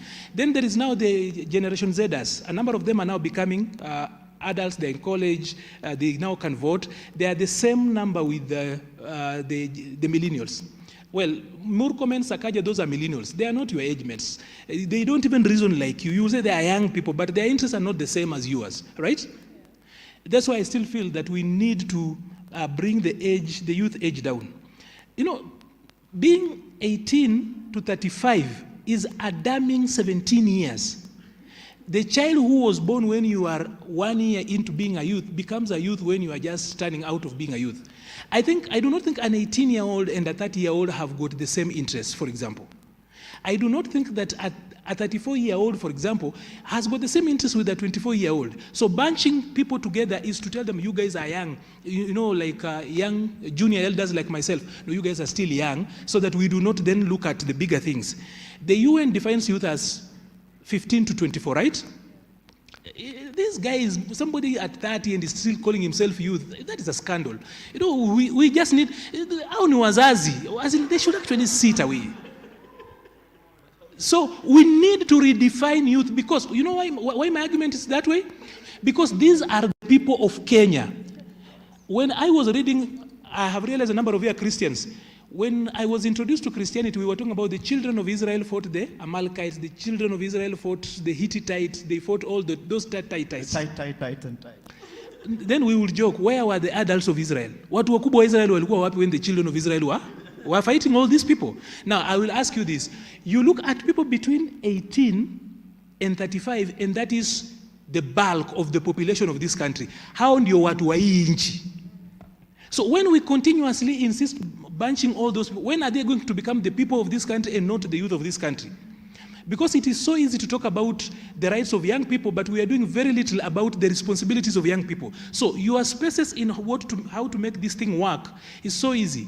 For example, on social media, you have got clear responsibilities as a citizen, whether you are a youth or an adult. How do you play around that? Are you a registered member of a political party, for example? You are talking about young people going to parliament and you do not belong to any political party, or for you, all political parties are trash. I know there are other people who say all men are trash. A number of us in this particular civil society space. Yeah. A number of us in civil society also look at all political parties as trash. Yet those are the vehicles that actually take care of governance, and we will need them Either if you influence a party, you can influence the policies they come up with. But their politicians will come up with policies whether they make sense or not, because they are the policy makers. So we can come up with this expressway. It's the same way with the people who decide to build a bridge, and you tell them there is no river, and they tell you, I will bring even the river later on. So can we influence political parties, for example? Can we get in there, those young people with good ideas like yourselves? I can tell you, if you look at a youth league of a political party, you realize where the problem is. All of you with ideas are not in political parties. Goons, thugs, people who have got problems, cartels, wash, all those bad things that you cannot, because every society has got its bad side, right? Because even as young people, by the way, just electing a young person does not guarantee good leadership. A lot of young thugs around here, NYS had a lot of young people in it. KEMSA had a lot of young people in it. Do you want me to mention names? I will not mention, but you know. Those people who are stoning they people. were not the beneficiaries. Exactly. No, that is not true. That is not true. I can defend that. I can defend that. Okay, Arnold. Muhini na muhiniwa njia yao ni mo. An assistant thug and the real thug are working on the same way. By the way, are we really going to sit here and say that, for example, did those young people who were mentioned in KEMSA, let's talk about the most recent scandal. Did they come out and clear their names like my senator in Nairobi? He was mentioned in the KEMSA. He went there. He banged. He is, according to the constitution. At the time he went to KEMSA, he was still a youth. He was 34 when he was in KEMSA. So, to move forward, I just want to say this. You have got spaces, you have got political parties to be part and parcel of. By the way, to even work for IEBC itself, now they are looking for clerks. Exactly. You are letting young people who are clueless to work for IEBC as clerks. If high quality young people for IEBC, they will ensure quality of our elections, right? Yeah. Also voting. You don't want to vote? I've heard people say, I don't want to vote. The last time I voted, this guy did not do anything. By the way, if you vote in a thug and he doesn't, you keep him on his toes, you make noise. Instead ya kukatiana social media na kufanya hate speech, na kutrendisha ujinga, Maliba, engage your member of parliament. Maliba, I'm really worried about the way you're thinking. I think you jumped into senior citizenhood and then you forgot the challenges of being a young person. I'm tending to really worry about your thinking right now. Now, where it's going? Yeah. Why I'm saying that? Arnold, can I respond to her? Being mindful of time. In one line. No, because of being mindful of time. Yeah. You know you have other panelists. Yes. So let's move on to the next. I should have responded to that in one line. No, Okay, I don't want you to respond. I just want to because say it's so this. much- I want to say this. Yeah. These are the words of Seneca, that if it were not for elders telling young people what they have seen in the past, there would be no state. You're not an elder yet. You're just joining into the league. But you've started castigating us. Exactly. Just like the old ones. Exactly. But I'm going to make this clear. Murathe was not a youth. He's the bigger beneficiary of KEMSA. We cannot blame the young people that were nafanya kazi ya mkono at KEMSA for the thuggery that happened. That whole process was predetermined before even the tender was processed. We cannot blame young people on that. Yes, we have young people doing wash, but how much are they benefiting? So Waiguru was not a youth when NYS happened, 1 and 2, right? So why are we blaming young people? Exactly. So I'm going to say this. For us to reimagine democracy, for us as young people to start thinking and acting towards our spaces, we need to start questioning the fact that our government is banning books by Francis Mbuga. The plays are not there anymore. Why? Because they speak to what Uhuru is today. The reason why we are not reading River Between in school today is because they speak, and I'm sorry to say this, to how shitty our government is. We must stop blaming young people and start working with them. Stop talking for young people and start talking with them. Start working for young people and start working with them. Because we sit here, we castigate them. But we sit on the information that they don't have. We sit here and speak on their behalf, and they have their voices. They can actually speak. We sit here and say they are enablers, yet they don't even know where milango za KEMSA ziko. That old man who walked past KEMSA and landed a deal was an old man, not a youth. Exactly. So we must stop and we must start accepting that we've failed the young people of this nation, and we must start empowering young people. And empowerment is shitty because we say empowerment when there's funding. We do not speak of empowerment when we are actually doing something with young people. We must start meaningfully engaging young people, meaningfully teaching them, meaningfully working with them, going back and saying, oh, this is how TikTok works. Let me teach you a few vibes on this and this. Telling them real stories. I actually understood the true history of this nation 3 years ago. Why? Because I'm in a civil society space. What about a youth who's not there? I recently heard of a whole story from my grandma of how Kenyatta betrayed them. And I asked her, why don't you people tell us these things? And my shosho said, because we took an oath. Now I sit back and ask myself, how are we really independent as a country? No, we are not. We must start asking ourselves, what is the democracy we fight for? Is it the British democracy, or is it the actual democracy that speaks to us and our needs and what we would want this country to be for us and our kids and their grandkids? Because trust you me, one day your kid will ask you, what did you do when this was happening? What did you say when young people are being killed every day? What did you say when they lied to you or they told you there was a pandemic, but police brutality ended up being the actual pandemic? What did you do when young people are committing suicide and your government said, we cannot afford to have the budget for mental health because hatuna pesa, we are bankrupt, but they're stealing billions every day. And the next day your president came and said, what? 2 billion is stolen every day in his government. Because why? He can't. Yeah, 2 billion, yeah? Because why? Hajui atafanya nini. And we sat down comfortably waiting for the next election to then go and make the same stupid mistake. That's where we should start. Wow, makofi tafadhalini. And we are running a very interesting program called Macho, and we did the mathematics. 2 billion shillings per day is enough to transfer at least 10,000 Kenyan shillings to over 2 million young people. Cash transfer, and you still haven't even reached the 2 billion mark. That's only 200 million shillings. We did mathematics. We found out that majority of young people in Nairobi, in the 9 constituencies we did the survey, pay rent between 1,000 to 5,000. 65% of them pay rent between that amount of money, which means this government can actually pay rent for young people, you know, so that then you don't have to worry about rent and food and all these things. We asked young people, how much does it take to live in Nairobi for a day? They said about 350 shillings. If you do 350 shillings by 2 million people, you only have about 750 million Kenyan shillings. So you've paid rent for 2 million people, giving them cash transfers, and giving them even, mwapealuku. You still haven't even reached 1.5 billion shillings that is stolen per day.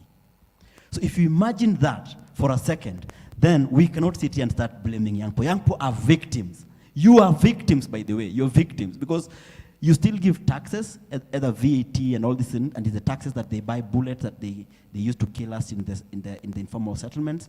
It's this very same money that they go for these expensive trips, benchmarking trips that eventually deny us basic services. It's this same money that they go and sign loans abroad, then come here, then you and your child owes this country 75,000 Kenyan shillings by the time you're born. So young people are victims, and we need to change that by bringing them on the decision-making table. Mbuki, we're moving to 2022. I remember you and I and Shiko said something a while back. Of course, it didn't pick up, but still there was a motive. What are some of the practical ways that because while I agree with Arnold that democracy is such a huge ecosystem, but I believe that sometimes making it such a huge ecosystem may make young people not to know how to plug in. So I want to break this into simple steps. So let's start with now elections as a low-hanging fruit.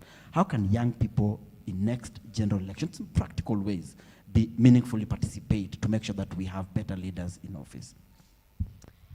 In terms of young people and how we can change the situation, I want to give an example of countries, giving an example with Kenya and South Africa with apartheid. If you look at those two countries, if you go to South Africa today I mean, the systems are just perfect. You know, the taxi rank, the electric train and all that. But go to the people. They are suffering inside. There's a lot of poverty. I mean, it's crazy. And I want to beat the narrative of us voting a young person. It might not be the solution. I think as young people, we need to be wrong and strong. If that young person has failed us, even that older person could still have failed us. But really, let's have more young people. Because if Mau Mau had been afraid of saying, if we take power, I mean, if we get our country back, will we be able to manage this country? The same thing, if you look at South Africa, yes, probably their country is better off, but they are hurting. So I think we need to think about reclaiming the country in a sense that even if we take it to ourselves, even though we are wrong, let's be wrong and strong and build up better. Let's not be afraid of voting that young person because you're afraid that they will not deliver. Like he said, democracy is a process. So we need to build that person, challenge them, but also give them that platform to actually take over. Because if we don't do that, we still have a crisis in this country. If you look at public service, for example, we have less than 2% of young people in public service. If you look at parliament, the same thing, less than 2% of young people in parliament. So the moment we are always afraid of supporting these young people and voting for them, and even advocating for more young people in public service, we are not coming up with a solution. So it's really to say that even as you go into elections coming August 2022, think about also, it's about a generational fight, right? Like owning up and supporting more young people. And let's have, so that when we have a big pool, then we can be able to select. But if you have no pool, you have nothing to select from. So let's work and get them there first, and then we can move forward. Thank you. Thank you so much, Mbuki. MC Songora, before we go back to the audience, I'd like you to, I like what you're doing with Manyata Youth CBO. And as an artist myself, art is something that's very close to my heart. Sometimes I feel like capitalism in this country has captured art. And so you find that we're only singing tunes that are supposed to, glorify the oppressor, But I want to find out from you, is it possible for young people to come together for this next election and for us to actually use art and speak truth to power and, to define narratives and get young people to move out? Perhaps you could also, as you answer that, give us an example of, how, your organization has done amazing work in Kaloleni and in Kuala and in that part of the country, how we can just use that model but transfer it to other parts of the country. Thank you, Danish, for another wise question. I think basically one thing that I want to appreciate is that art is a very strong tool, very strong than you can imagine. And that is actually the second pillar I was talking about. I talked about going green so people can have food on the table. And two is art as a tool for social change. And I give a reason why. It's because art is an unconventional means of engagement. And two is intergenerational. Everyone here, akifika jioni, asubuhi akiamka, kila mtu anasikiza piece of art. Hata wale wanaingia Netflix siku hizi. Tunaelewa? So the old, wale wameingia shule hawajaingia, everyone resonates with art in one way or the other. So this remains a very strong pillar. A good percentage of Kenyans go on social media. A good percentage of Kenyans watch TV, kuangalia news. When it comes to the artistic value, everyone. So if you can heavily invest into that direction, then the aspect of civic education at the grassroots level becomes easy. Because communities, I always love using this phrase, Tell me and I will forget. Show me and I will remember. But involve me, I will understand. So art is a tool that involves the public. People are able to reflect on the kind of challenges they face. Gives an option, you know, like a very important tool, you know. They're using music to inspire. Look at the piece done by Willie Oeba, how it became famous. I think that was one of the pieces that Willie Oeba is super proud of when it comes to the followers, you know, on YouTube. You see, so that demonstrates how powerful. So if you get like 400,000 Willie Oebas, where will we be going to? That is a fact.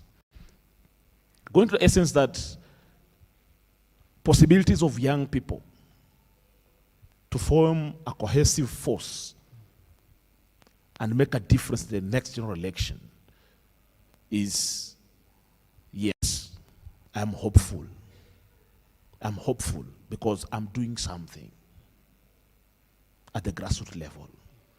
But it's going to be a reality if everyone takes a responsibility. Songora will do the part at the village he was born. Danish again does it. Mwingine Arnold akuwe practical pia anafanya. My sister Mbuki awe anafanya. Unaelewa? At that community level, if 2, 3, 4 families are able to change their ideology and start thinking positively that hata kikuja kunoka mlango yangu ikikuja na 1,000, 2,000 tutachukua tununue meal tukule, but when it comes to voting, we'll vote a leader that has a positive ideology for our village, a leader that will come and change the narrative.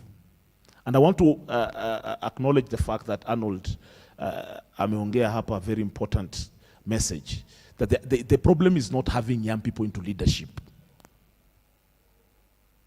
The issue is to have young people who are credible, with integrity. Young people who want to go in there, wamezwa in a system. We have seen few very bad examples now. We used to believe with them when we were doing solidarity, when they were in the media fraternity. We were saying, now I know this constituency will be the best constituency. But look at the tallying, you know, the best performing MPs. They don't even exist anywhere. In fact, they're the worst corrupt leaders in this country right now. And it's very easy now for even the president to say, hii vijana mnasema uongozi wa vijana nyindo wezi hata kushinda wazee wenyewe. And that is where the problem is. Are you getting? Because that's where the problem is. We'll be very realistic. Young people, we are thinking like that. I think no. Let us Songora. Yeah. Songora. Give me an opportunity. Watch Songora malize. Watch nimalize. I need to back him up. Yes. Watch Songora malize. The moment we will learn to accept the truth of how things are in this country, starting from us who we cannot assume political boards represent young people. Let's just make it clear. You know how many opportunities I've had to be a millionaire in Mombasa. And? Fighting against the Joho regime. And? Pushing for social accountabilities. You know, storming the county meetings. How many offers I've received? One nimesema no. So where are you assuming that Ali represents this young how people? assertive you are.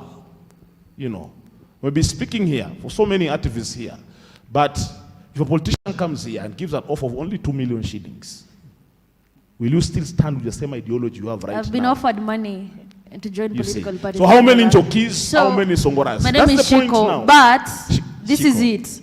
We cannot assume that we do not have young, genuine Kenyans. We need to stop that mentality, because what we are doing is we are saying we discredit being a young person because they are corrupt. I want to we need to stop. Point. It needs to stop. My point is this. Songora maliza. Example of a youthful leader in parliament that has walked the talk. Give me one example. Show me an example of a youthful leader No, who's not a political boss, who's not politically sponsored, who's there doing something. Can you just stop? Danish, can I qualify this conversation? Danish, control this session. Don't be very realistic. Go on. We had people, and I give a very good example. Songora, can I just say something? I'll give a very good example. By my very good friend, Muhammad Ali, in Mombasa. he has turned to be something else. The Ichopevu that we used to believe in the entire country. People even were seeing him as the next president, if wishes be. But he has accepted to be swallowed by the system. Danish, kindly, can I say something? I have been swallowed. When I tried, because I actually started this and I sparked this debate, and I actually need to go back to why I said this. I said, and I stand by it, that youthfulness alone is not a quality of good leaders. And that we have got a few young people who have let us down, because in any case, we do not have a lot of young people in power. As at the time we did elections in 2017, only 53 were under 35 at the time of election. But let us talk about county assemblies. As in 1027, almost like 1,000 na ile pesa ya kutoa of MCAs who were elected were under 35 at the time of their election. So let us say this. If we just pick on to victimhood, that young people are victims wholesale, without also realizing. I remember that old man in Nakuru saying that wale wanatukula ni wetu wenyewe pia. I can tell you this because I have had an opportunity to sit on at least 2 boards. And I sat on a board that was 90% youth. I'm talking about youth. I don't want to go into those things, I've talked about them before, but I was on a board that was youthful, a youth board, and because I used to call for accountability, I left that board with over 60% of my allowances not paid. I came out poorer. I need to say this, that today a number of young people are actually, because it was due to me, it is written in law that for every meeting I sit, I should be paid this money because I made noise, and it's a story so many of you know. It's provable out there that I left the National Youth Council and they are left with my 1.2 million shillings. It was never paid for the 5 years I served there. And you know what? My papers were lost because of noise. I need to say this. It is important to know that, and do you know the people who are sabotaging me? They were not old people. It was my fellow youth. And you know why I was sabotaged? Because I just said, hatuwezi kudanganya tulikuwa na meeting na hatujakuwa nayo. So, hakuna haja ya kudanganya. Ukipiga kelele siku 2-3, unakuwa blacklisted. The young people who are stealing, I also have worked for TNA. I have been the President's Youth League chairperson. So, I need to say this. That while Odongo, I sat time. there, so Songora, I actually was building up on your case. That we must. Okay, so that we must. Danish, let me finish.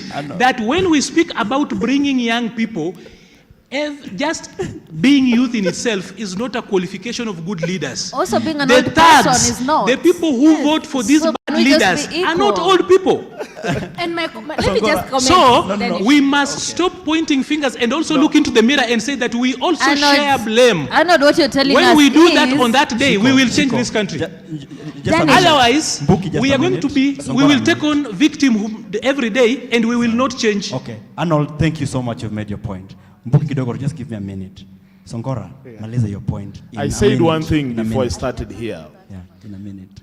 We have inherited lamenting, agonizing. You know, from history, we are marginalized. Constitution has come, we are still marginalized as young people. We need space. We are excluded in the processes. And yet, we have pushed young people, they're in the system. You know, but they're helping the old to steal from us. One old man can steal for his fellow you getting men. this? So the point is, I want to make here is, from those who believe that empowered in the civil society, we need to change our ideology and mentality and start telling the young people the truth of the matter. Okay. If Danish is successful, don't focus about what Danishes have. Don't focus about the V8. Research to know the journey that Danish has traveled. Okay. That's what should inspire you, whether you're in the right channel or not.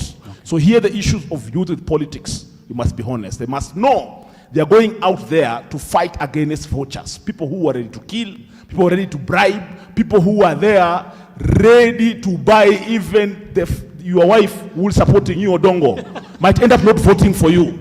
So how prepared are we with the elections? That is the point. How prepared are we as young people? Okay. Songora, thank you so much. Let me react. Allow me to react. No, Goja, 30 seconds, then we come there. Just a minute. 30 seconds. Allow me to react. Okay. The reason why I'm reacting is because he talked about young people are lamenting. We are not lamenting. What I'm saying, young people. No, I'm not. You're running away from the truth. No. I'm saying, listen to me. I'm saying we need to get to those spaces. Let's vote those young people. And what he's actually concluded and said, Muhammad Ali, I'm not here to defend anyone, by the way. I'm saying he actually concluded and said he got in and he was swallowed by the system. And my problem is, why are we not creating a pool of young people to be able to take over? Let me tell you, when you're growing up every day, you cannot run away from. If we cannot oversight those who are there, so I think we must not vote in new ones. I must say, we must not be afraid of taking over this country. Yes. We must vote in young people. But with the right ideology and strategy. That's the point. And there's so many young people with ideologies. Are you saying we don't have ideologies? We have ideologies. Mbuki.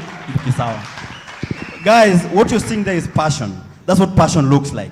So anyway, I'm going to come this side and I'm going to select two people. Please, where's the microphone this side? I'd like you to make a comment instead of a question because we've already covered now. So make a comment and then move. So of course I'm going to start from the lady here, Wilkista Duma. And then after that, I'd like the gentleman in a mask there. Yeah. 1 minute, Wilkista, kindly. Guys, please, let's have one meeting. Let's have one meeting, please. Let's have one meeting. Let's have one meeting, please. Vijana, oi! My youth, oi! Tuziko intimidated. We have value, and I believe in young people. We have value, and we cannot keep hearing people say that young people don't have value. Watu wangapi wako na jobs hapa? Ukipewa sahi punch, utakataa ya kukula. Ukatae kwa nini? So we need to address the system that Mbuki is talking about. The system is that there are not enough opportunities for young people to thrive. Now, by the way, I think there are elders on that. There's also a problem when you're transitioning to elderhood. You start blaming Malube Toka. There's also that problem. So Arnold is the problem. Let us not look at young people as the problem. I think we need to go back to ourselves and ask ourselves, how are we building the value-based leadership that we want to see in young people, not blaming young people. Thank you so much, Mbuki. Pala Nyuma. Keep it short and sweet, please, because our time is almost done. Right here. The microphone right here to this gentleman here. Please stand up. Ndo akuone ba.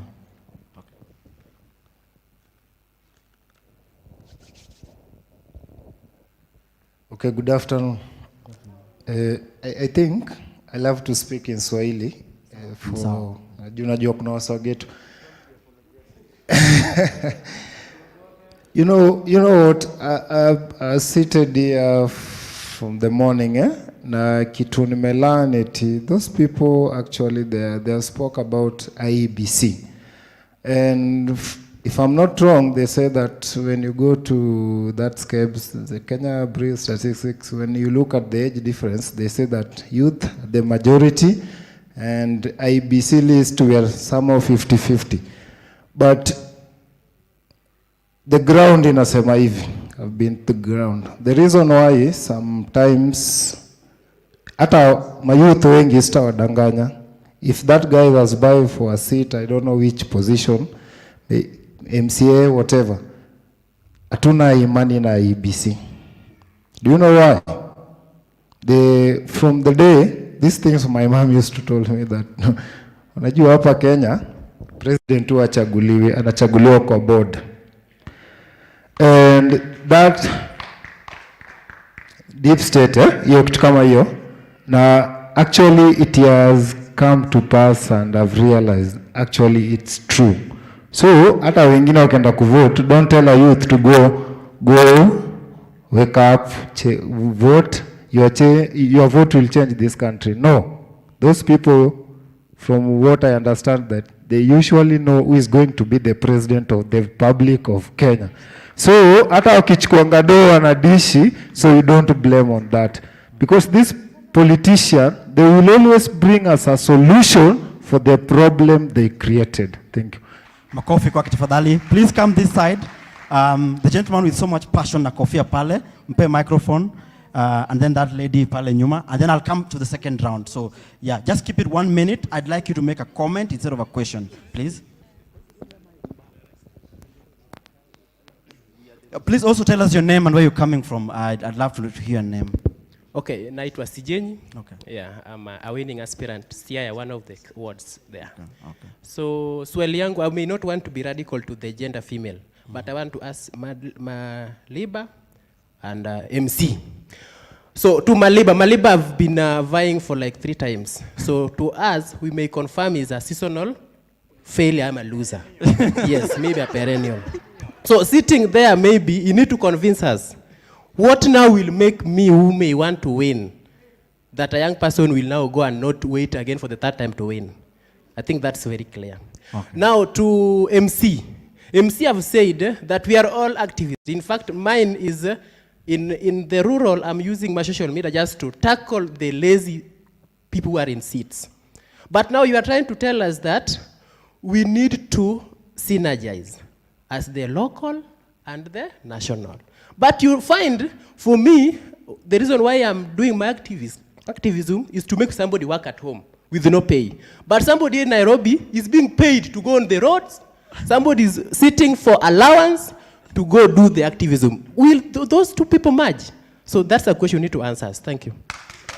Okay, activist for hire and stuff. Okay, pale nyuma, please, and then we come back for second round.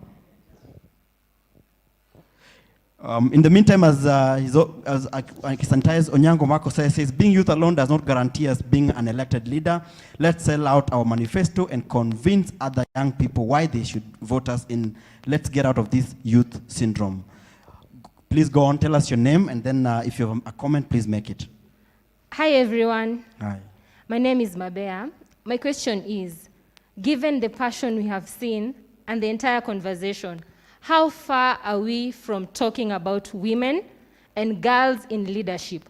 Kama wase wako hapo hivyo na wana sound hivyo about the youth na madem, wataifika lini to believe in women in leadership? Kama the youths are being profiled this much. Exactly. Na the worst thing, ukiangalia wase, sidhani kuna msa amefika finje. So you can imagine that mentality.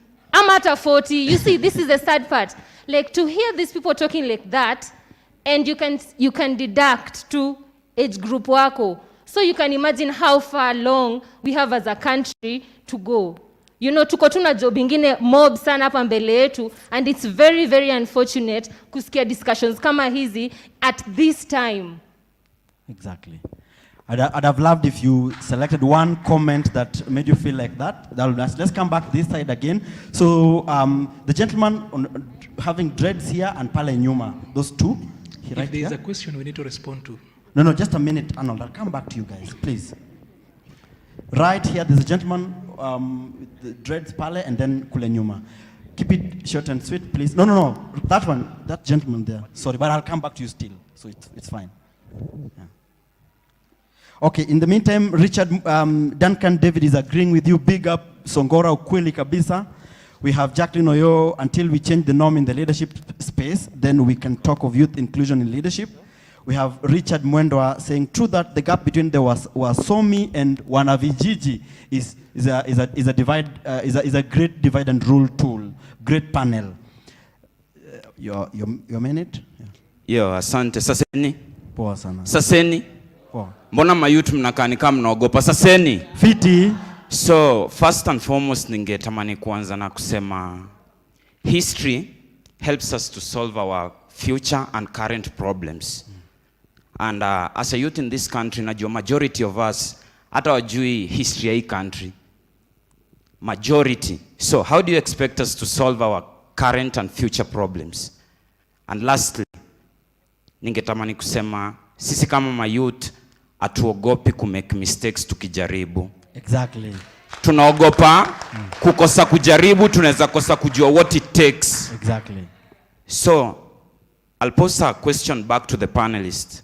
Ningetamani kujua nyinyi as the panelists, how are you planning to teach our current generation about our history using soft power? Thank you.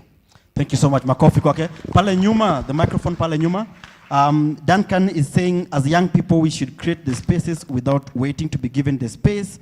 We have Richard Mwendo saying we must have elections. How many of us agree we must have elections next year?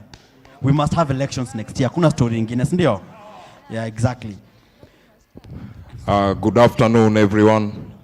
Good afternoon. My name is Heavyweight, and I've met Danish before. I've met Maliba. I've also met Mbuki Mburu. So this is a demerit of myopic syndrome. Because in this country, we definitely know under Article 92 of the Constitution, legislation on political parties.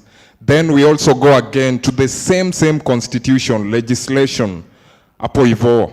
So tunacheki Article 82 pale, legislation on elections, Article 87, electoral disputes, Article 88, IEBC. Tukiangalia hapo hivyo, sewa wanatuchanganya, hii simply inamaanisha aje? Parties venye mina understand zinafaa kukuwa formed on ideologies. Tukikama hapa hivi Kenya, parties ziko formed on lingual basis. Ukisema ODM si anajuani wa Jaka. Ukisema Jubilee si anajuani wa Sapere. Tukiangalia kituka electoral irregularities, tarakanidhi. The voters, namba yani ilikuwa imezidi wale wasi wenye wako registered pale kwa polling station mzae. Kwani atakawe ni kipofu ujui kituka hiyo inaweza ama iwezi. So for me, we have to break off this cultural norm. We have been so trapped into tumeshikanishwa yani, we have been so trapped into this cultural whatever yani, hata sijui naweza sema ama niongee kijaka yani, asa wanachachisha. So to the panelists back under chapter 6 of the National Constitution and chapter 15, if these are independent commissions and offices, let them function independently. So for us youths, juu tukonjana kila msee anadai kuomoka yani, our conscience iko so much compromised na offers. Hata mimi nimeikuwa mahali naambiwa we kanyagia hii story tutakupea thao. So tukidivide thao na miaka 5, mimi siwezi sell out 0.00 cents for miaka 5. Shukran. Thank you so much, Makofi Kwake, please. Let's come back this side. Gonna give the microphone here plus the photographer, and then we're gonna come back to the last round, and I think we'll be done. So please just note these comments down, panelists. So if there's a specific question sent to you, please have that. Remember, we almost had like 1.5 hours, yeah. So it's good for us to give the audience time. Go on, tell us your name, and then perhaps a comment. I'd like us to keep it to comments.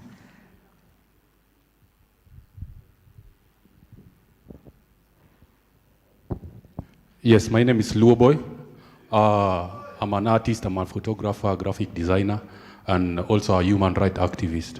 My problem is, you know, as youths, we have to choose competent leaders. If it is a youth, it's a competent youth, someone who can work. Tom Mboya came to parliament when he was 28 years old. He did, his work spoke on itself. The youth that we are electing now, wanaingia pale hivyo, zao ni kuibado. Mse, nimesikia mse akisema ati ukipewa punch utachukua juu hatuna job. Manze, ukipewa punch sahi for 5 years, wewe hutakuwa na job kabisa. Juu ni do yako ndio hawa wase nakupea manze. So as youths, mimi naweza waajivi. Umsaki kama thao, mwambie chukua hiyo thao, enda utengeneze shule, watoto wetu waende shule. Usinipe hiyo do. Mbona unanipea hiyo do? Maidhe, mbona ananipea do? Na hiyo do ni yetu. Ati nimpeleke pale, akishaingia pale hivyo, aibe more millions, mi niteseke, nipigage mguu nikienda mtaa. Saa zingine kama youth manze, tufikirie zile vitu zenye ziko ahead than zile vitu zenye ziko hapa manze. Thanks manze. Coffee kwake tafadhali please. Right here now, yeah.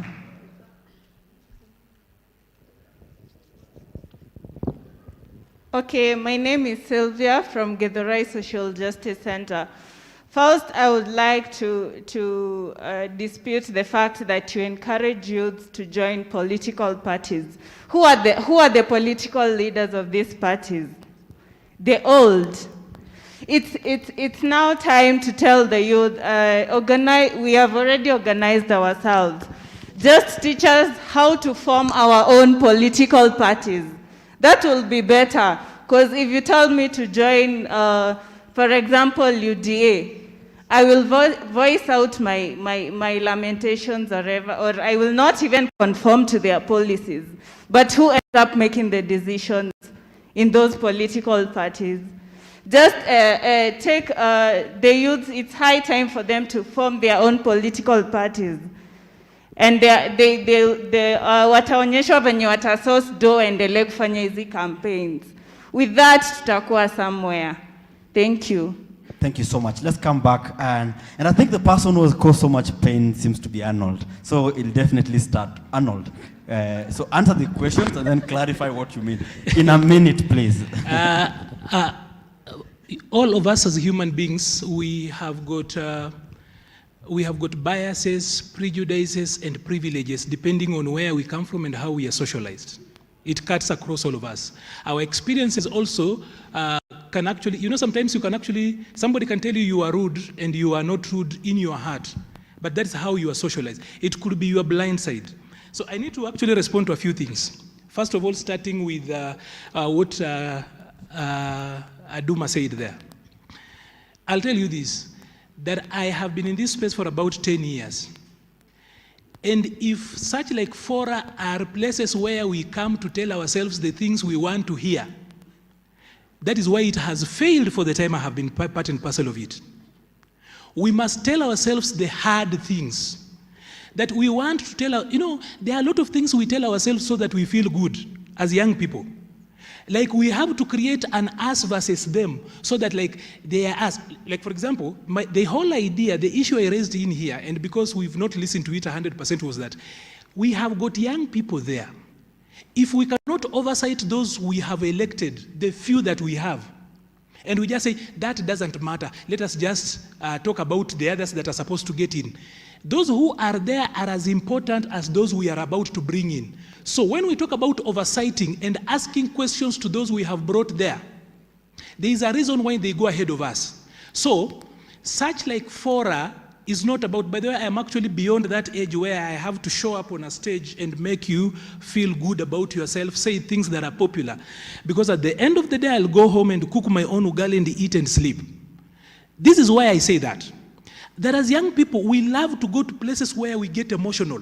And I have been part and parcel of that. People wanatuchocha wanaenda home. And I told you, hope is not a strategy. Emotions do not vote. Emotions vote in Kenya. Just a moment. When I'm talking about emotions vote, but those emotions are normally tribal. That's right. Those emotions, tunachocha hapa young people, and when they go out there, ni lazima tuzime hii moto ya maveve, tuwashe moto ya ukweli. It is better you feel bad and terrible about some of the things that are happening within our spaces. Can I tell you this about Mau Mau? What did the Mau Mau, who are young people, do to those who are sellouts? They killed them. Here, you are very uncomfortable because we are calling out a few young people who have been elected and they are stealing, and you are uncomfortable. Mau Mau killed them. Then you are not even ready for this war. You are not ready for this war. That's the truth. So, what we are saying here, and I think what he was trying to say was so simple, that a lot of people sneak in. By the way, even Jubilee came to power on youthfulness. So you're talking about youth deciding. They talked about tunatoka analog tunaenda digital.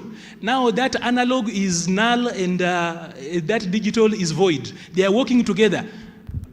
So I actually just needed to qualify that. The next question, somebody asked me, I missed your name. And he said, because I have run a few times and lost, he should consider me a perennial loser, and therefore I should then qualify why any other young person should run. There are 4 reasons why I tell young people to run. Make them brief. Number 1, if you run, you can cause trouble in a political party and they will tell you, you wanted to be an MP, let us make you an MCA. You get a nomination. If you run, there are positions in this country. Let us also not ignore that there is practice. There is what is ideal. And I'm actually talking about real here. I am post-ideal. Because those ideal things that we preach and tell people here don't work. That is the same reason you say those young people, if they are women who have been nominated, you say they slept with so-and-so. So what is the problem with you people? We are trying to talk about the real issues. You are insisting on ideal and you don't want to go there, including some people telling me they don't want to be in parties. So if you run, you can get a position, an appointive position. I'm talking about nominative position, an appointive position. And number 3, if you run, miracles do happen, you can win. Because those who do not run do not win. If I did not run for the NYC election, I would never have been elected to represent Nairobi. If I never ran for the TNA Youth League elections and sat, I would never have been elected. So you have to run. By the way, in the last election, let me say this, in the last election we had about 180,000 people who ran. Out of 180,000 people who ran, we only needed about 3,500 people to be elected. Where are those? They are in here, they are walking. And by the way, I cannot actually walk around as if I've been rained on because I ran and lost. You sat at home and did nothing. You are here complaining. You must run for office. I want to repeat this. If you really believe that you are a politician at heart and you are a young person, don't wait for money, it will not come. Okay. But then you might actually be poor until you are 50. So that's when you'll run for government. You'll be useless. Okay, run for office. Thank you so much on that note. Songora. Thank you for finishing it up. And that's your final comments actually as you respond. Then we come to all of you guys. Songora, your final comments and as you respond to some of the comments. But they were still laughing, you know. The truth of the matter, you know, is as young people, you know, I was there in 2017, wanting to listen to what I love to hear, wanting to defend and navigate away from the truth. Me, I love people who are honest to me. Someone told me the truth. You have a potential. Start running. That's why I'm seated here today. As young people, we need to have this candid conversation. Tell each other the truth. I will tell you the truth, ukasirike. But tomorrow, if you're a reasonable person, you will sit down and ask yourself, why did Songora tell me this? You'd get someone else, na utaenda umuulize, Songora told me ABCD, I got annoyed. Maybe someone else will help you do analysis so that you can understand. Sometimes we are reactive, very fast in reacting with emotions without taking time to analyze what the other person wanted to pass, the kind of message. I think we're having a conversation here, saying the ladies were reacting, you know. You see, and you've started. I'm not starting. I know. You're profiling them. But I know. Songora maliza. Namaliza. Namaliza. And also Arnold here was reacting. You know, that's an afterthought now. He was reacting for comments that we were placing against him. Songora. So the point is this. The moment we will be able to be assertive enough as young people, accept the broken past tumetumiwa, imekuwa namna gani, start organizing. There are those who already started organizing. We have spaces, wards that are doing very well. The elected MCAs that are working. I'll give you a very good example. In Likoni sub-county, we have an MCA known as Atman Mamwiri. As we speak, the county government ceased doing development project in that ward simply because this guy stood to his principles and said, I was elected here to come do the right thing. Most of the youthful leaders that we have in assembly, National Assembly and County Assembly, they succumbed to the pressure because what the vouchers do, they would easily create a conflict between you and your voters.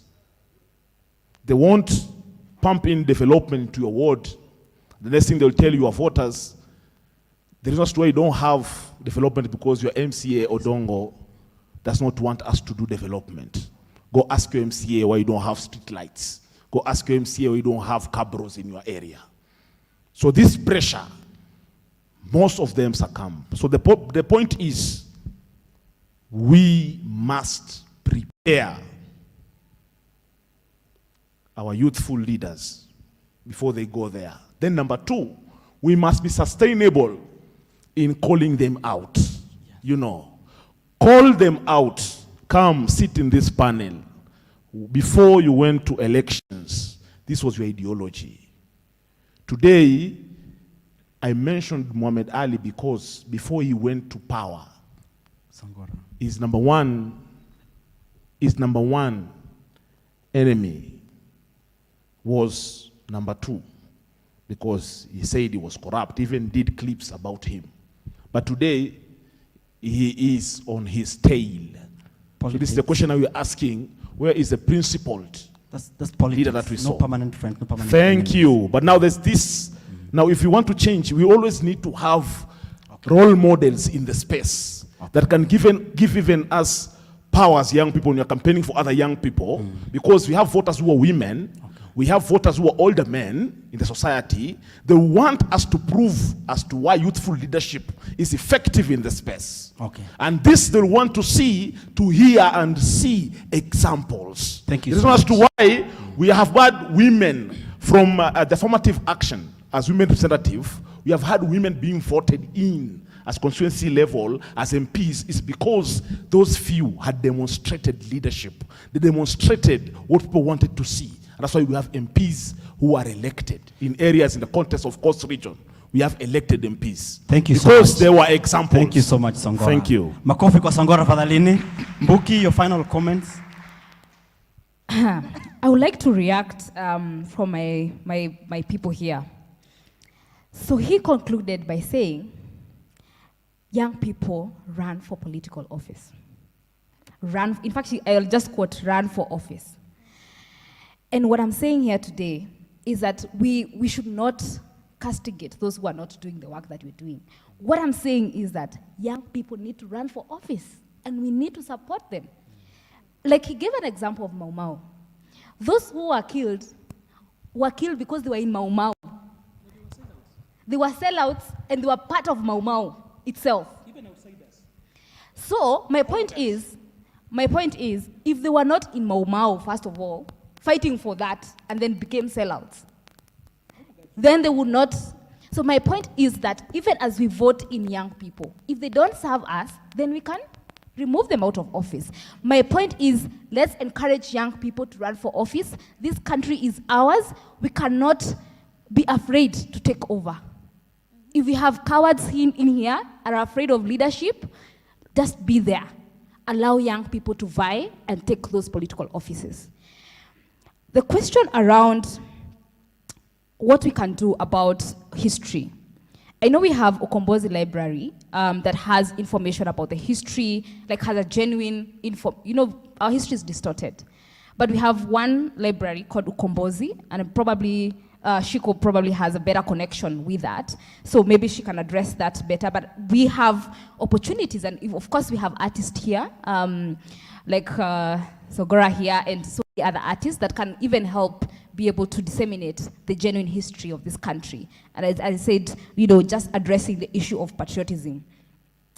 But really to say that, to address what my sister said about political parties, we have young people in this room that have actually started political parties and then sold it.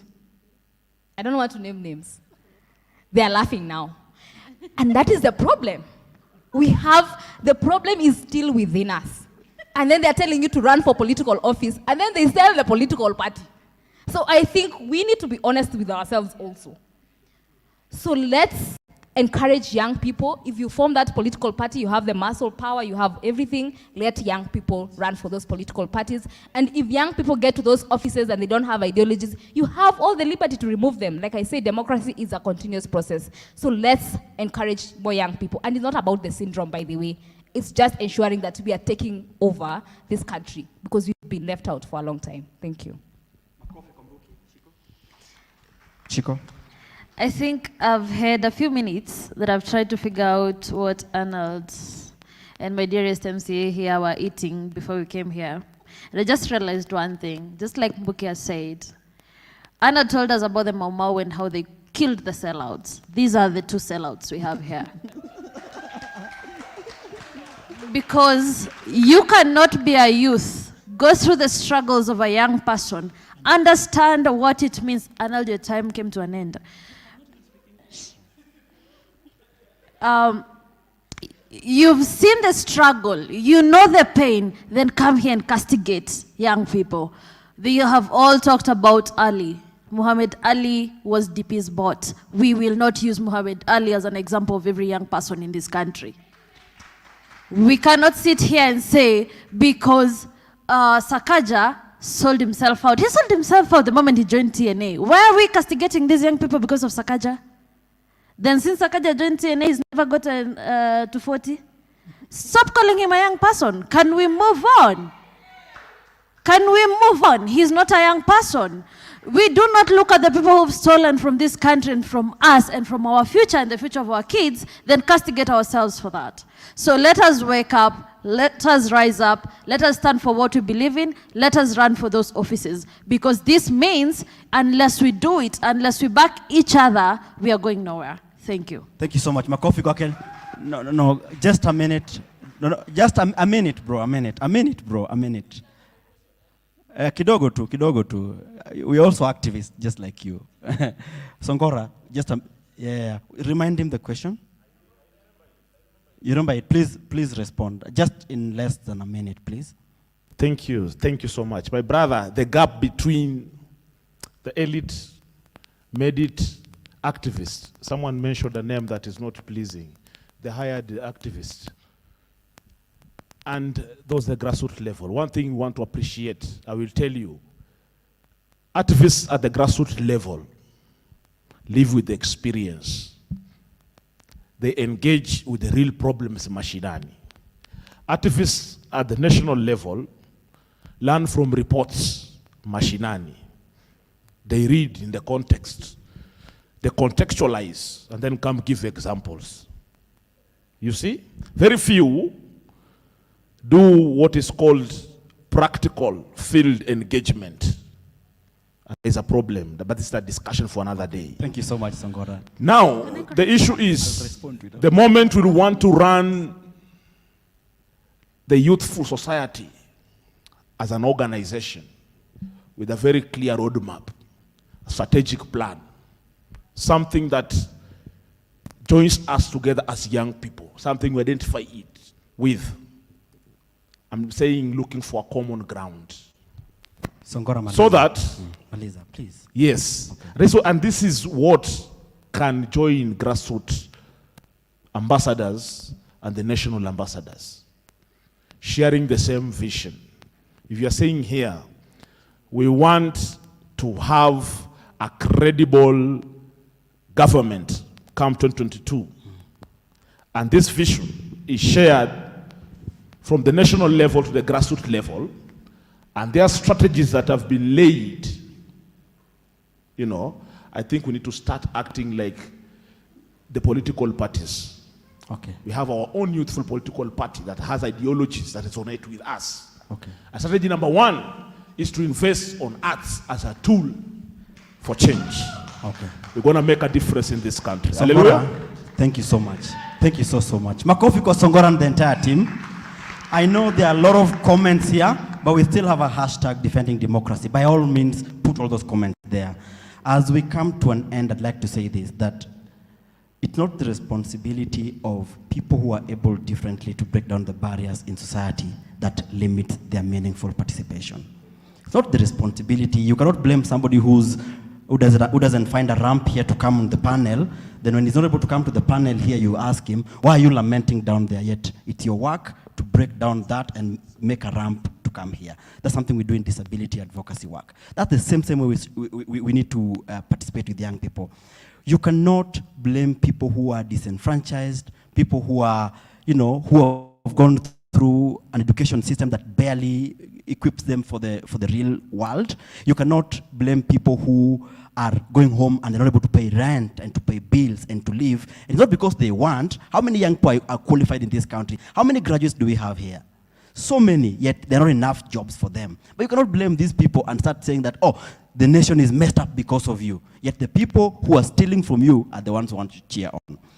As I've come to an end, I had the opportunity to work with a certain candidate who's vying for a governor's seat. And these are the three things I learned that I want to tell young people here. My panel, please, just a minute. The party right now, most parties are doing membership drives across the country. If you can join a political party that you believe in, Number two, that political party will conduct elections. There'll be political party elections. Political parties elections would have, like you have a ward level, representative, youth leader, and the rest. These are the people who eventually become delegates and come and vote for presidential flag bearer, in case if it's legitimate. And then last but not least, be actively involved in a local party so that when they are giving nomination lists, whether it's for MCA, for any other position, then you are considered. Remember, if you're not on the table, you are on the menu. The second thing, and last but not least, beyond the political process, find a place where you can be involved. For example, recently we were part of the government Ministry of Health technical working group working on a suicide prevention policy. That's when I realized that technocrats in government only listen to fellow technocrats. And people like us, when we get into those rooms, then we become technocrats. How would I have contributed to that policy if I said I will not be involved in this corrupt scheme, I will not be involved in this government and stuff like that? I wouldn't have been part of that. Therefore, plug in by all means, because unless we are on the table, then we are on the menu. On behalf of Forum Civ, Siasa Place, and Power 254, I'd like to say a big thank you to the event organizers and a round of applause to my able panelists who have done an amazing job. MC Songora, Mbuki, Arnold Maliba, and Shiko, Kihika. And to the lovely audience for your passion and for your questions and for all that, makofi kwenyu. Thank you so much and may God bless you. Continue to interact with us. Defending democracy is the hashtag. And with those many remarks, I say thank you. All right, thank you, ladies and gentlemen. A round of applause. Tuwapigie makofi panelists. Asante sana. Ladies and gentlemen, msiniangalie vibaya. That was Nicholas Songora, the CSO's coordinator, Coast Region. And now this is Songora, the MC. We do a photo. Please. Niangalieni kama MC sasa.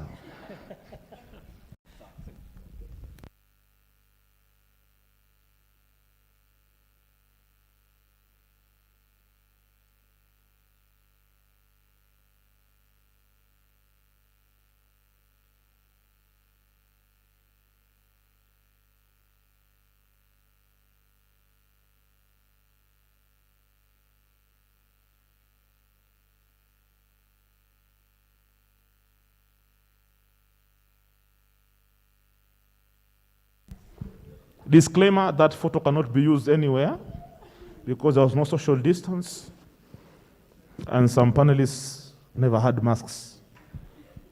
Wapigieni makofi tafadhali. Ladies and gentlemen, Comrades power! Comrades power! Viva with social justice, viva! Forward with democracy, forward! Nini mbaya jamaa? Muna energy? Huh? Mumeisha? Yes, we must converse, we must have this dialogue. Tupigane kwa kuongea, alafu we make a right decision, sindio? It's very positive. I know as much as we are having this dialogue here, kuna watu wamepick something very positive. Kuna watu wameclear the doubts yenye walikuwa nazo. The young politicians here now are prepared, to seek for more information. Information is power.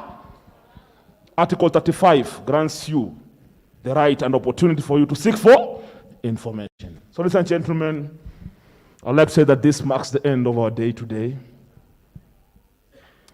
And so by saying so, I'll request that we all stand. DJ, uko na maneno? Iko? These guys need to dance before we sing the national anthem, so that waondoe ile baridi na tense walikuwa nayo. Kuna wale kidogo walikuwa na emotion kidogo kaweze kupekiwa baridi. Yes.